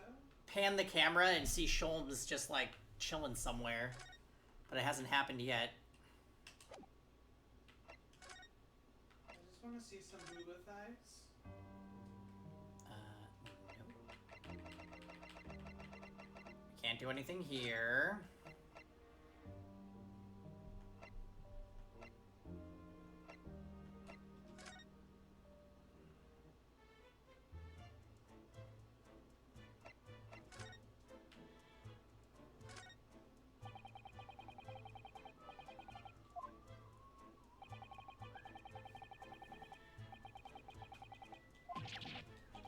Hey, yep, he said the same thing as before.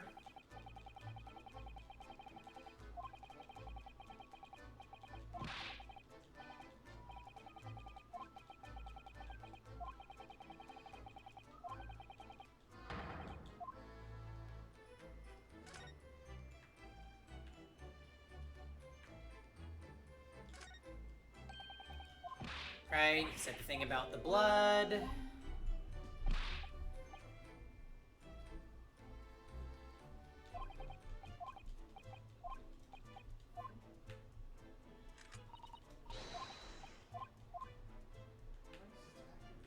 Oh wow. He's really trying to come after me.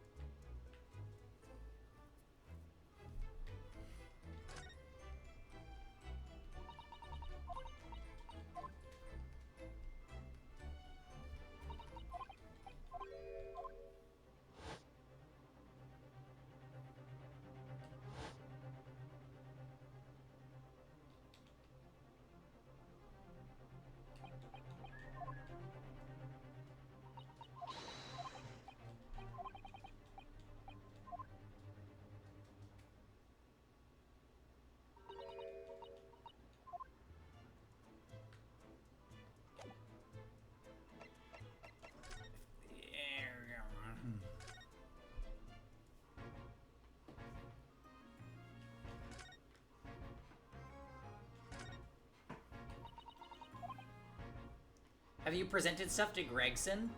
So I presented Iris's story to him, and there was like a back and forth between him and Iris where he's like, oh my god, did you make me look good?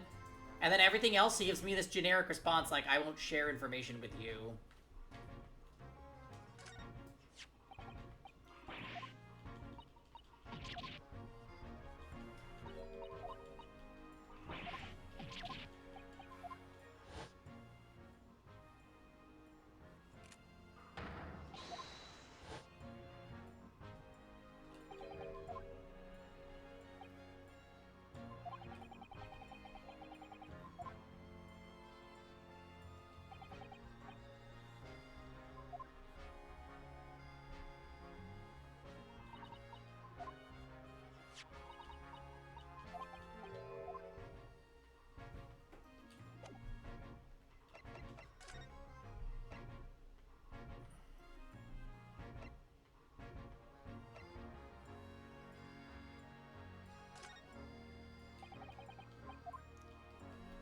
Yep, now he's gonna drink the tea.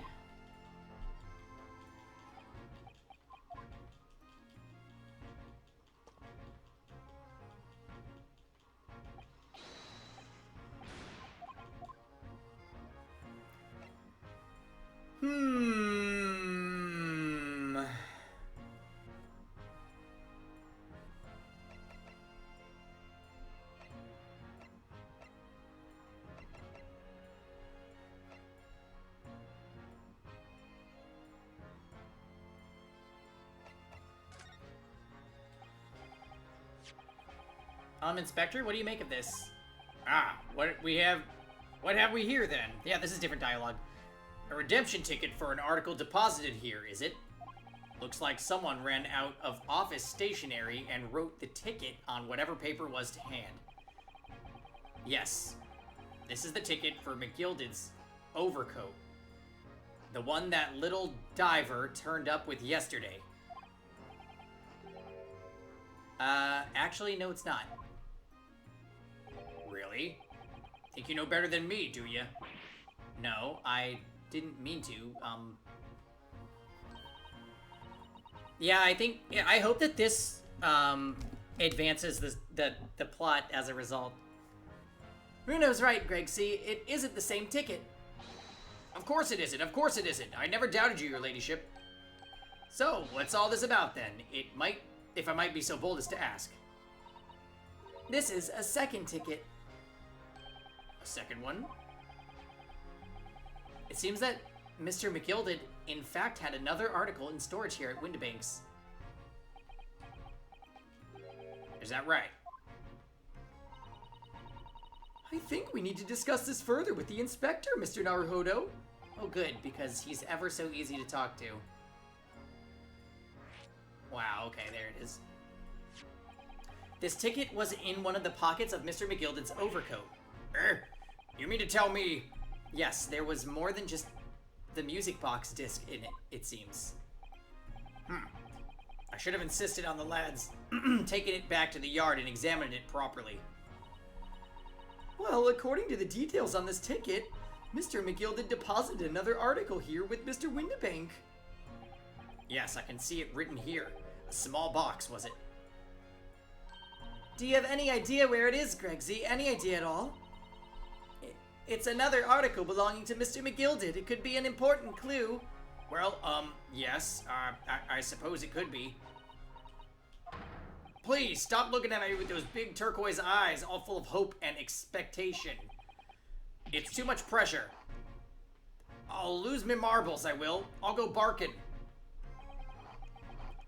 This is no time for dog impressions, Inspector. That's enough sauce from you, Sunshine.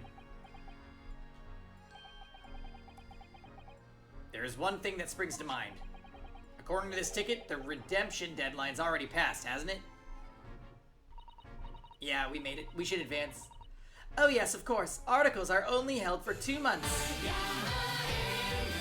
It's all Dots too. Dots helped. I think he had the same problem I did. So the small box will no longer be in here then. That's right. It's been forfeited. Which means it could be on the shelves in front of the shop, where the forfeited items are offered for sale. Yes, the shelves in the front. We must search them at once. You're wasting your time. Oh! There are dozens of little boxes out there. Hundreds even. We can't possibly know which one might have been McGilded's. That information's not written in the ledger. Ugh. Well, I think we should at least have a look, just in case. Of course, your ladyship, of course. Very sensible of you, I'm sure. This is getting old.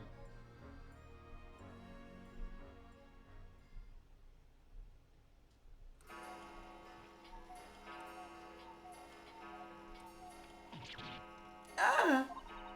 I nearly jumped out of my skin there. How could Mr. Windibank set such a wicked trap? I doubt he set it out to scare anyone. Is that really the time? I think perhaps we should pay Gina another visit soon. Oh? Her trial is tomorrow. We must establish whether or not you will be defending her.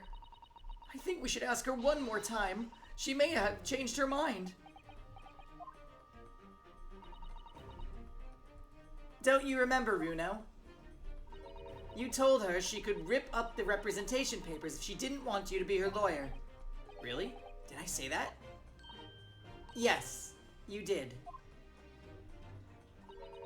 The deadline for submitting the paperwork is fast approaching. In that case, we'd better hurry to the prison and talk to Gina again.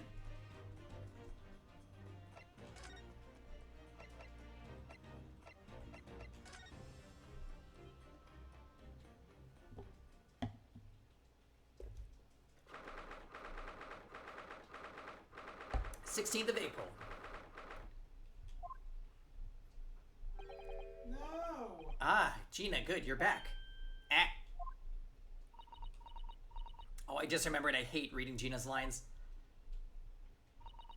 The police must have finished questioning her then. Oh, how was it, Ginny? Was it awful? Oh, didn't bother me. Thank you for the papers you signed before. It meant we were able to investigate at Windibanks. Oh, right.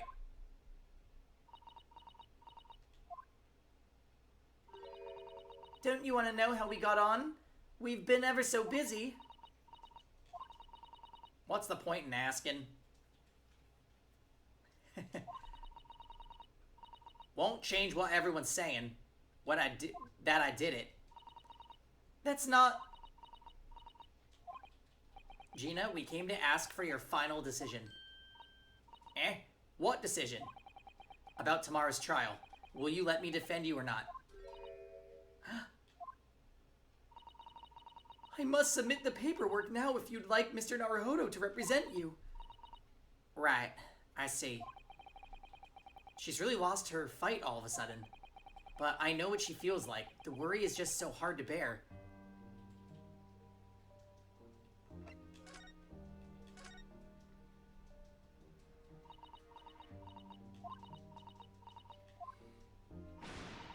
Oh, alright then. Blimey, give it a rest with them eyes, Iris. So come on then, fill us in. Who done it? Unfortunately, we don't know that yet. You don't say.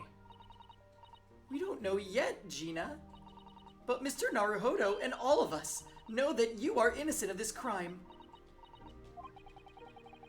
And while we haven't yet managed to work out who the real culprit is, there are a number of interesting facts that we have managed to establish. Oh yeah? Like what?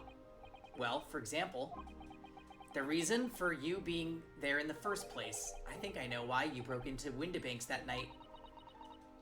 It looks like I'm gonna have to take some evidence that clearly reveals the reason and thrust it in Gina's face. Or I could present it to her calmly, I suppose.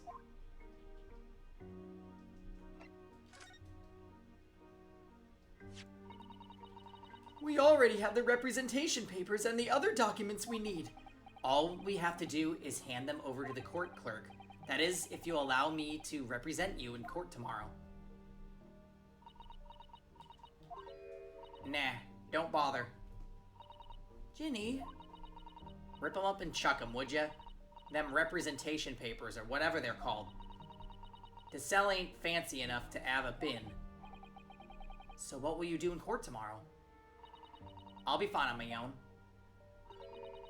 I don't think you will be. Look, it don't matter. What's gonna happen's gonna happen. This is one stubborn pickpocket.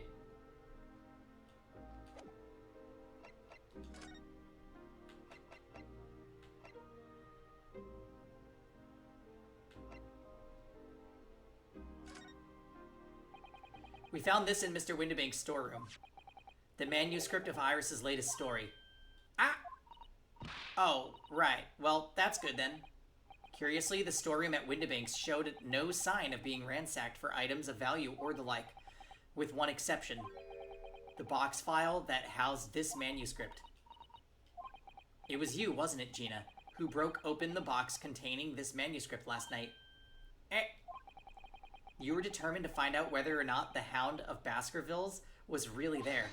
That's the reason you broke into the storeroom last night, isn't it? Ah! Why don't you tell us what happened, please?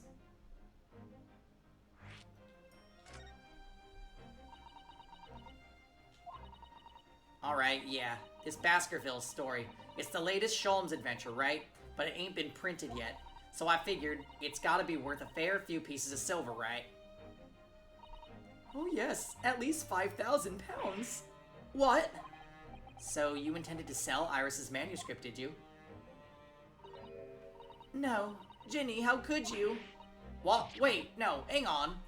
Of course I weren't gonna sell it. All I wanted to do was find out if the mantle script, or whatever you call it, really was there or not. That's the only reason I was in the place. For Iris's sake, isn't that right? Ah. We knew why you'd done it from the start, Gina. Of course we did. But I knew you wouldn't do anything mean like that, Ginny. I just knew it. Well, when I saw the manuscript in the storeroom, it reminded me of what you'd said the night before. Grown-ups do a lot worse than that, believe me. Barefaced liars, a lot of them. You just ain't realized it yet.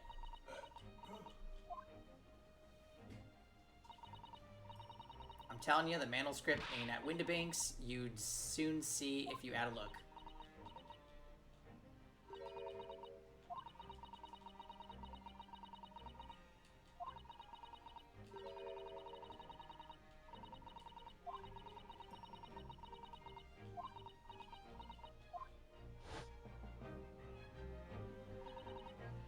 Oh, Ginny, that was so sweet of you.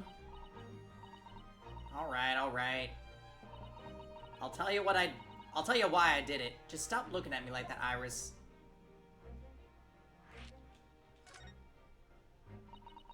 It weren't because of Iris. That's not why I did it. I just wanted to know the truth, that's all. You wanted to know if Mr. Sholmes was being honest, if he'd really deposited the manuscript at Windibanks. It's like I told you the night before. I never had a father. But Iris's lot ain't like mine. She's got her dad, only she can't see him. And I reckon that's gonna be harder. That's why she writes her stories. They're about her dad, really. That's what it sounded like to me, anyway. Last night when I was listening to what you were saying. Stories about Daddy? You mean they're not the adventures of a great detective, so much as the adventures of a great detective and his trusty partner? Well, that's how I see it, yeah. You're so thoughtful and so kind, Ginny. Yes, and we never thought any differently, did we? Look, give it a rest, will ya? I ate all this chummy nonsense. Do you hear? I ate it. I don't trust no one, right? That's how I work. Because if you don't trust no one, then no one can let you down. So leave me alone. Go on, Scarper.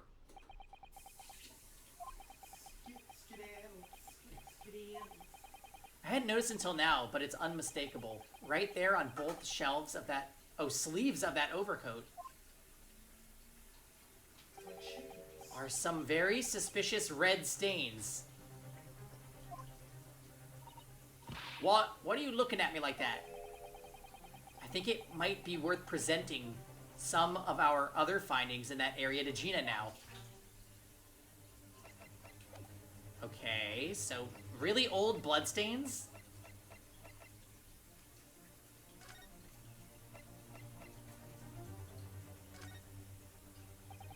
Those stains on the sleeves of your new coat, Gina, they're blood, aren't they? Not that I know whose blood yet. What? Blood, Mr. Naruhodo? You don't appear to have any obvious wounds yourself, though. So could it be blood splattered from Mr. Windibank when he was shot last night? Let's not beat around the bush here. This trusty friend of mine will get the results much faster than anything else. Take it easy, Iris. Don't move, Ginny. I'm going to shoot.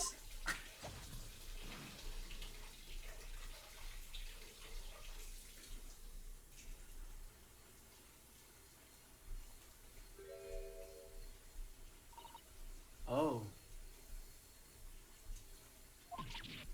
Oh my! Isn't purple the color of Windibank's blood? What the... Forget the sleeves. The whole coat is covered in blood. Of course. The black color of the fabric was masking the stains. That's why we haven't seen them until now. The blood has reacted with the chemical to turn a purple color, which matches one of the samples we've already collected perfectly. Yes, now let's see. Who had the purple blood? Ah, yes, it was the brickmaker, Mr. Mason.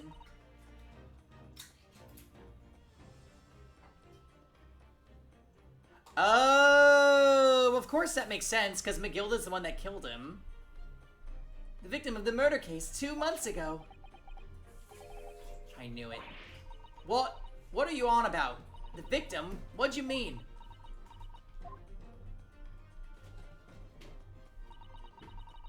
It's a rather uncomfortable situation, Mr. Naruhodo, but I think this makes things quite clear.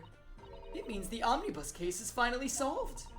The truth about who really murdered the brickmaker, Mr. Mason, is revealed. Oi, would someone explain what's going on? Stop telling half a story.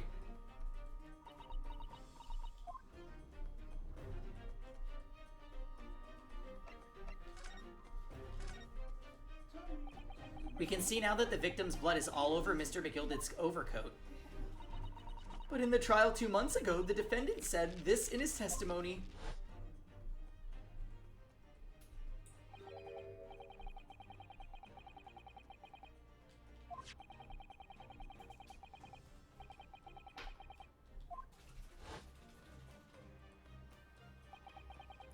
But if you look at this overcoat now, it's clear. These stains couldn't have arisen from McGilded trying to pull the victim to his feet.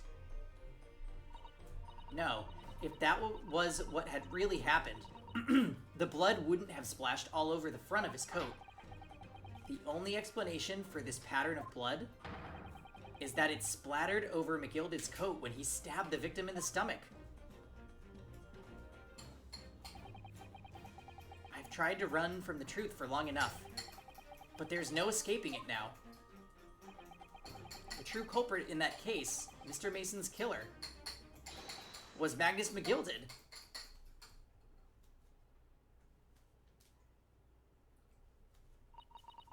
Mr. Naruhodo? That horrible case is solved at last, and I helped the man walk free from that trial. I used all that twisted testimony and all that sham evidence to prove his innocence. How could I have let that happen? Runo, did you believe him, though? Did you believe Mr. McGilded was innocent? I believed, or rather, I think I was trying to believe. I wanted to, because believing in those you represent in court is a defense lawyer's greatest weapon. A weapon?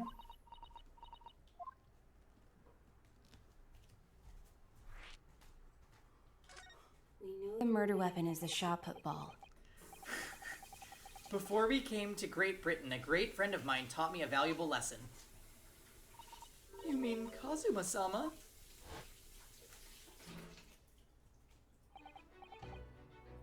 Oh, I miss Kazuma. Listen, Ryunosuke. We lawyers are only human. We can't know for sure what is the truth and what is a lie. Which is why we must resort to our primary weapon. An unwavering belief in our clients. That's all we really have. Unwavering belief. Only when we truly believe what our client tells us can we fight with everything we have for their case. In any battle, there can be no victory without faith. Yeah, he's an interesting character because thinking back to the first trial, I in no way expected for him to die directly after that. I thought he'd be around for the entire game. So it was like almost like a shock when that's what was going on in the second case.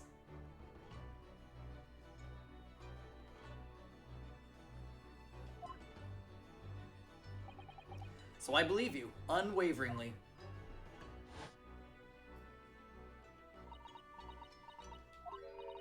Heh. What's funny, Gina?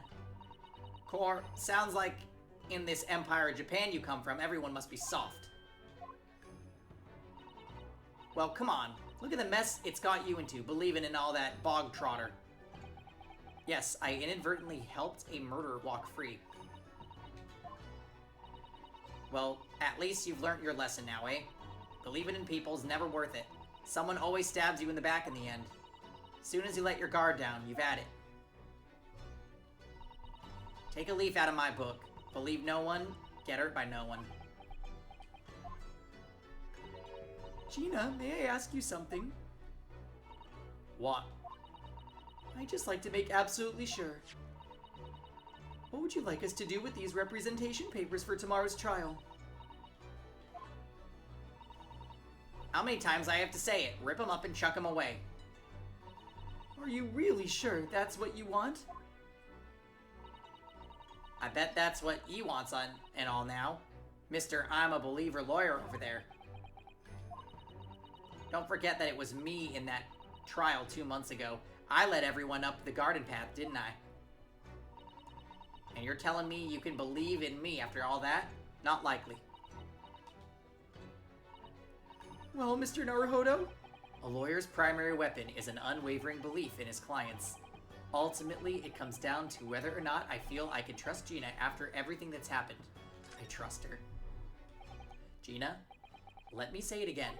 Please allow me to represent you in tomorrow's trial. Are you half-baked? Not at all. You've not once admitted to committing the crime, have you?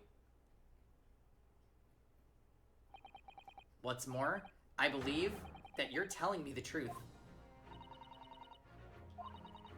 Seriously, Mr. Naruhodo? Didn't you hear all what I said before? I'm a born liar. Fibs just trip off me tongue. And I'm a diver, don't forget. I pulled the wool over your eyes 2 months ago and got you into all sorts of trouble. Why would you ever trust me now? I just don't get it. Gina?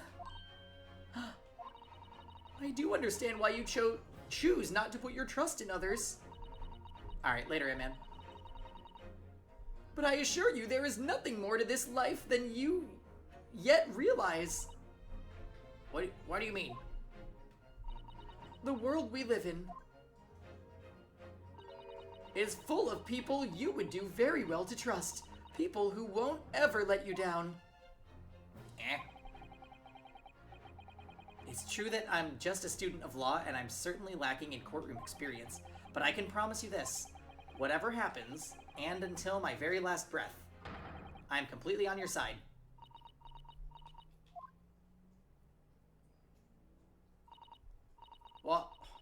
What do you expect me to say to that?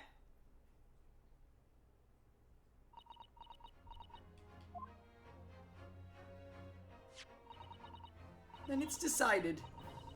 I will take these papers now and carry out the necessary preparations for tomorrow's trial. It would be a shame to throw them away now after it's been penned with your name so beautifully. Do what you like. You Eastern lot are. I don't know what you are. I don't get ya.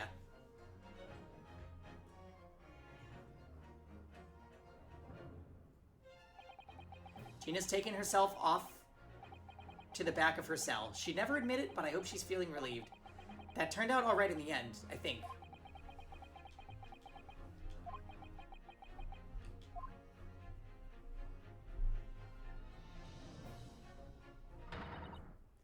Whoever's hiding there, show yourself at once! Eavesdropping is the height of cowardice. Miss Usato? Somebody is over there in the shadows. I can sense it. Somebody who wasn't there before. What?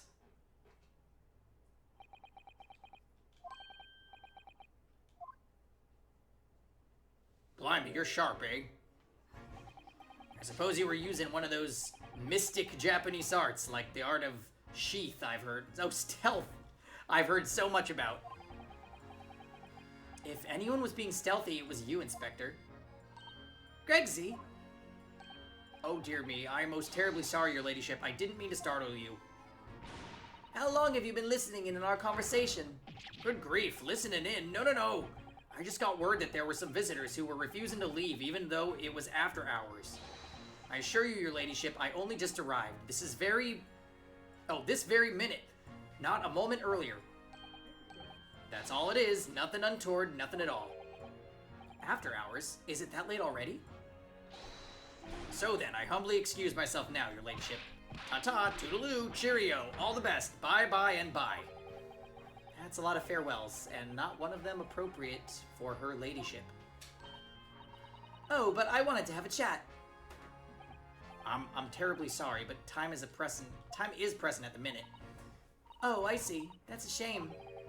If I don't get this emergency at the Supreme Court dealt with sharpish, Lord Strongheart will, well... Emergency? Lord Strongheart? Nothing! Forget I said anything! Anyway, I'm off. Alright, Gregsy, if you have to. But let's chat soon. Delighted. Charmed. Can't wait, if you please. My pleasure. That's a lot of pleasantries, and not one of them sounded sincere. Gregsy's so funny. He always says such silly things. It's certainly entertaining to see an inspector of the police fawning over a 10-year-old girl. But anyway, I wonder what this emergency is at the Supreme Court. I must attend the court clerk's office now before it closes. Yes, of course. Thank you, Miss Usato.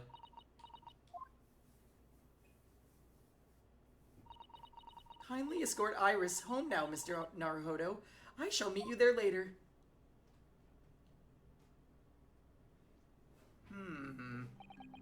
And so our investigation came to an end. Susato-san went to file the necessary papers for my defense of Gina the following day. And then it hit me. I could no longer suppress the wretched feeling that had been gnawing away at my insides. Tomorrow, Susato-san would be leaving Britain and making her way back to Japan. So sad.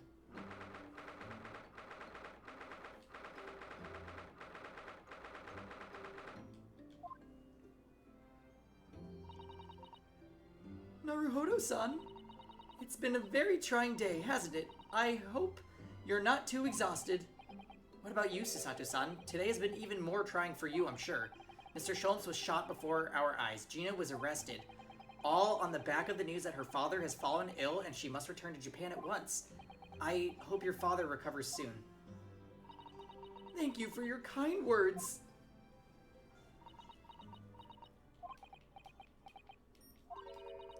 I wonder why it is that so many thoughts rage in my head like a storm, and yet I seem unable to find the words to express any of them. I know exactly what you mean. Anyway, I have one final task to complete as your judicial assistant. Once that is done, I shall make preparations for my departure tomorrow. One final task?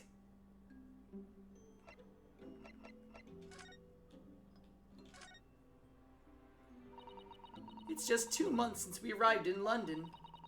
But we've managed to establish this office. It was finally feeling as though we were settling in. I would be lying if I said I felt no regret. I'm so sorry, Susato-san. It's just so sudden. I really don't know what to think. I've had no time to gather my thoughts. I know we've only been here a short time, but in my limited experience of the courtroom, I feel I've learned something. And what would that be? It seems to me there are many facets to people's personalities. Facets? And like a jewel, the light plays off them in complex patterns, illuminating their actions and their motives. But we see only a small number of the total facets, and what is illuminated is only a part of the whole story. What lies in the shadows? What do those facets we cannot see look like?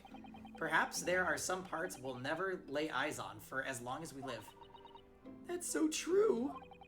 Sometimes I feel as though I'm blind to so much. But I keep hoping that one day it will all become clear. That all the facets will be illuminated and I'll finally understand how everything fits together. Naruhodo-san. I suppose what matters is that we keep our eyes open and keep moving forward, even if the way sometimes seems dark. It's amazing to think it's just been 2 months. You've grown so much. Aw, sad face. Sorry, of what? Oh no, It was nothing. Unimportant. Do you know what time you will be leaving London in the morning? Yes, I picked up my ticket earlier. I shall be leaving here at 4 a.m. I see. Well, I'll escort you to the station. Absolutely not. Sorry? I'm sure you realize why I couldn't possibly let you do that. You have a very important day ahead of you tomorrow. Gina's trial. Yes, I know, but every word you utter will have the potential to determine Gina's fate. You must get as much rest as possible, even though, like me, I'm sure you will find it hard to sleep. Hello? Oh, hey, Matt. But please, for me, do try. You mentioned one final task a moment ago. What did you mean? Oh my, I nearly forgot. Please, I want you to have this. Oh, it's her book. Okay, I kind of thought that might happen. It's a huge bundle of documents. It's my notes from the case 2 months ago. The murder that was committed on the omnibus. The McGilded case. It seems to me that this case of Mr. Windibank's murder, of which Gina is accused, is very much tied up with that omnibus case, in ways that are not completely apparent. So I took the liberty of consolidating my writings about the case for you. With everything else she's had to think about, Susato-san still managed to do this, and all neatly laid out for me in her beautiful handwriting. It was my pleasure. I can only hope that it will bolster your case tomorrow for Gina. Thank you so much, Susato-san. I hope that there's like a sprite of Naruhodo with the thing opening it and then like when Susato does it. You really are the best judicial assistant in the world. Well, that's extremely flattering. But I'm sorry to say that I've been a complete failure. Sorry? I didn't quite catch what you said there. Oh, ignore me. I was just mumbling to myself.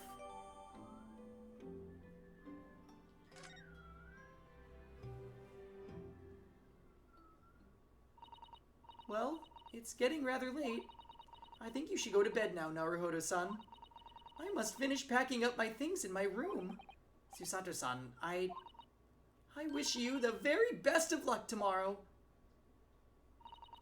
Good night. Wait, there's something I need to say. Oh. What was that? A secret technique of mine, the Susato shutdown. Shutdown?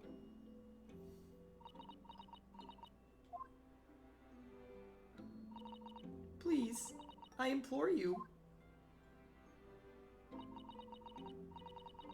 If we have to voice our goodbyes, I won't be able to hold back my tears. Oh my god, people are bad. It's so sad. Lady Gaga posted herself with masks, whatever, and said double bags plus boosted. Don't forget to still wear masks. That shit's contagious. And somebody commented and just said, "What happened to I want your ugly, I want your disease." Oh, wow.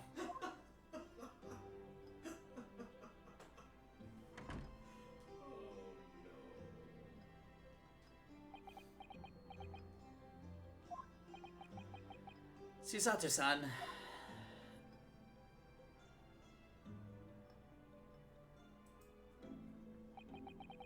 It truly has been a trying day.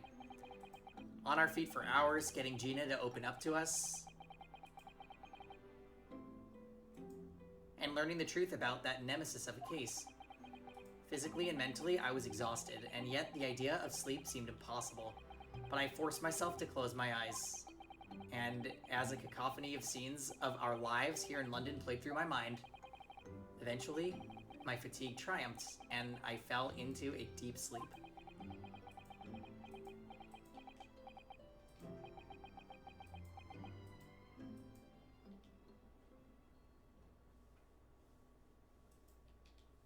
I hate that they're being broken up for the last part of the game. It's actually super sad.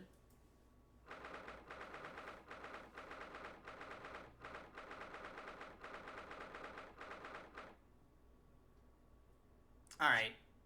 Before we get into what's going on with Sholmes, I think we're gonna save there and call it, because I wanted to end by 10:30 anyways. Oh man, that does make me super sad that they're getting broken up.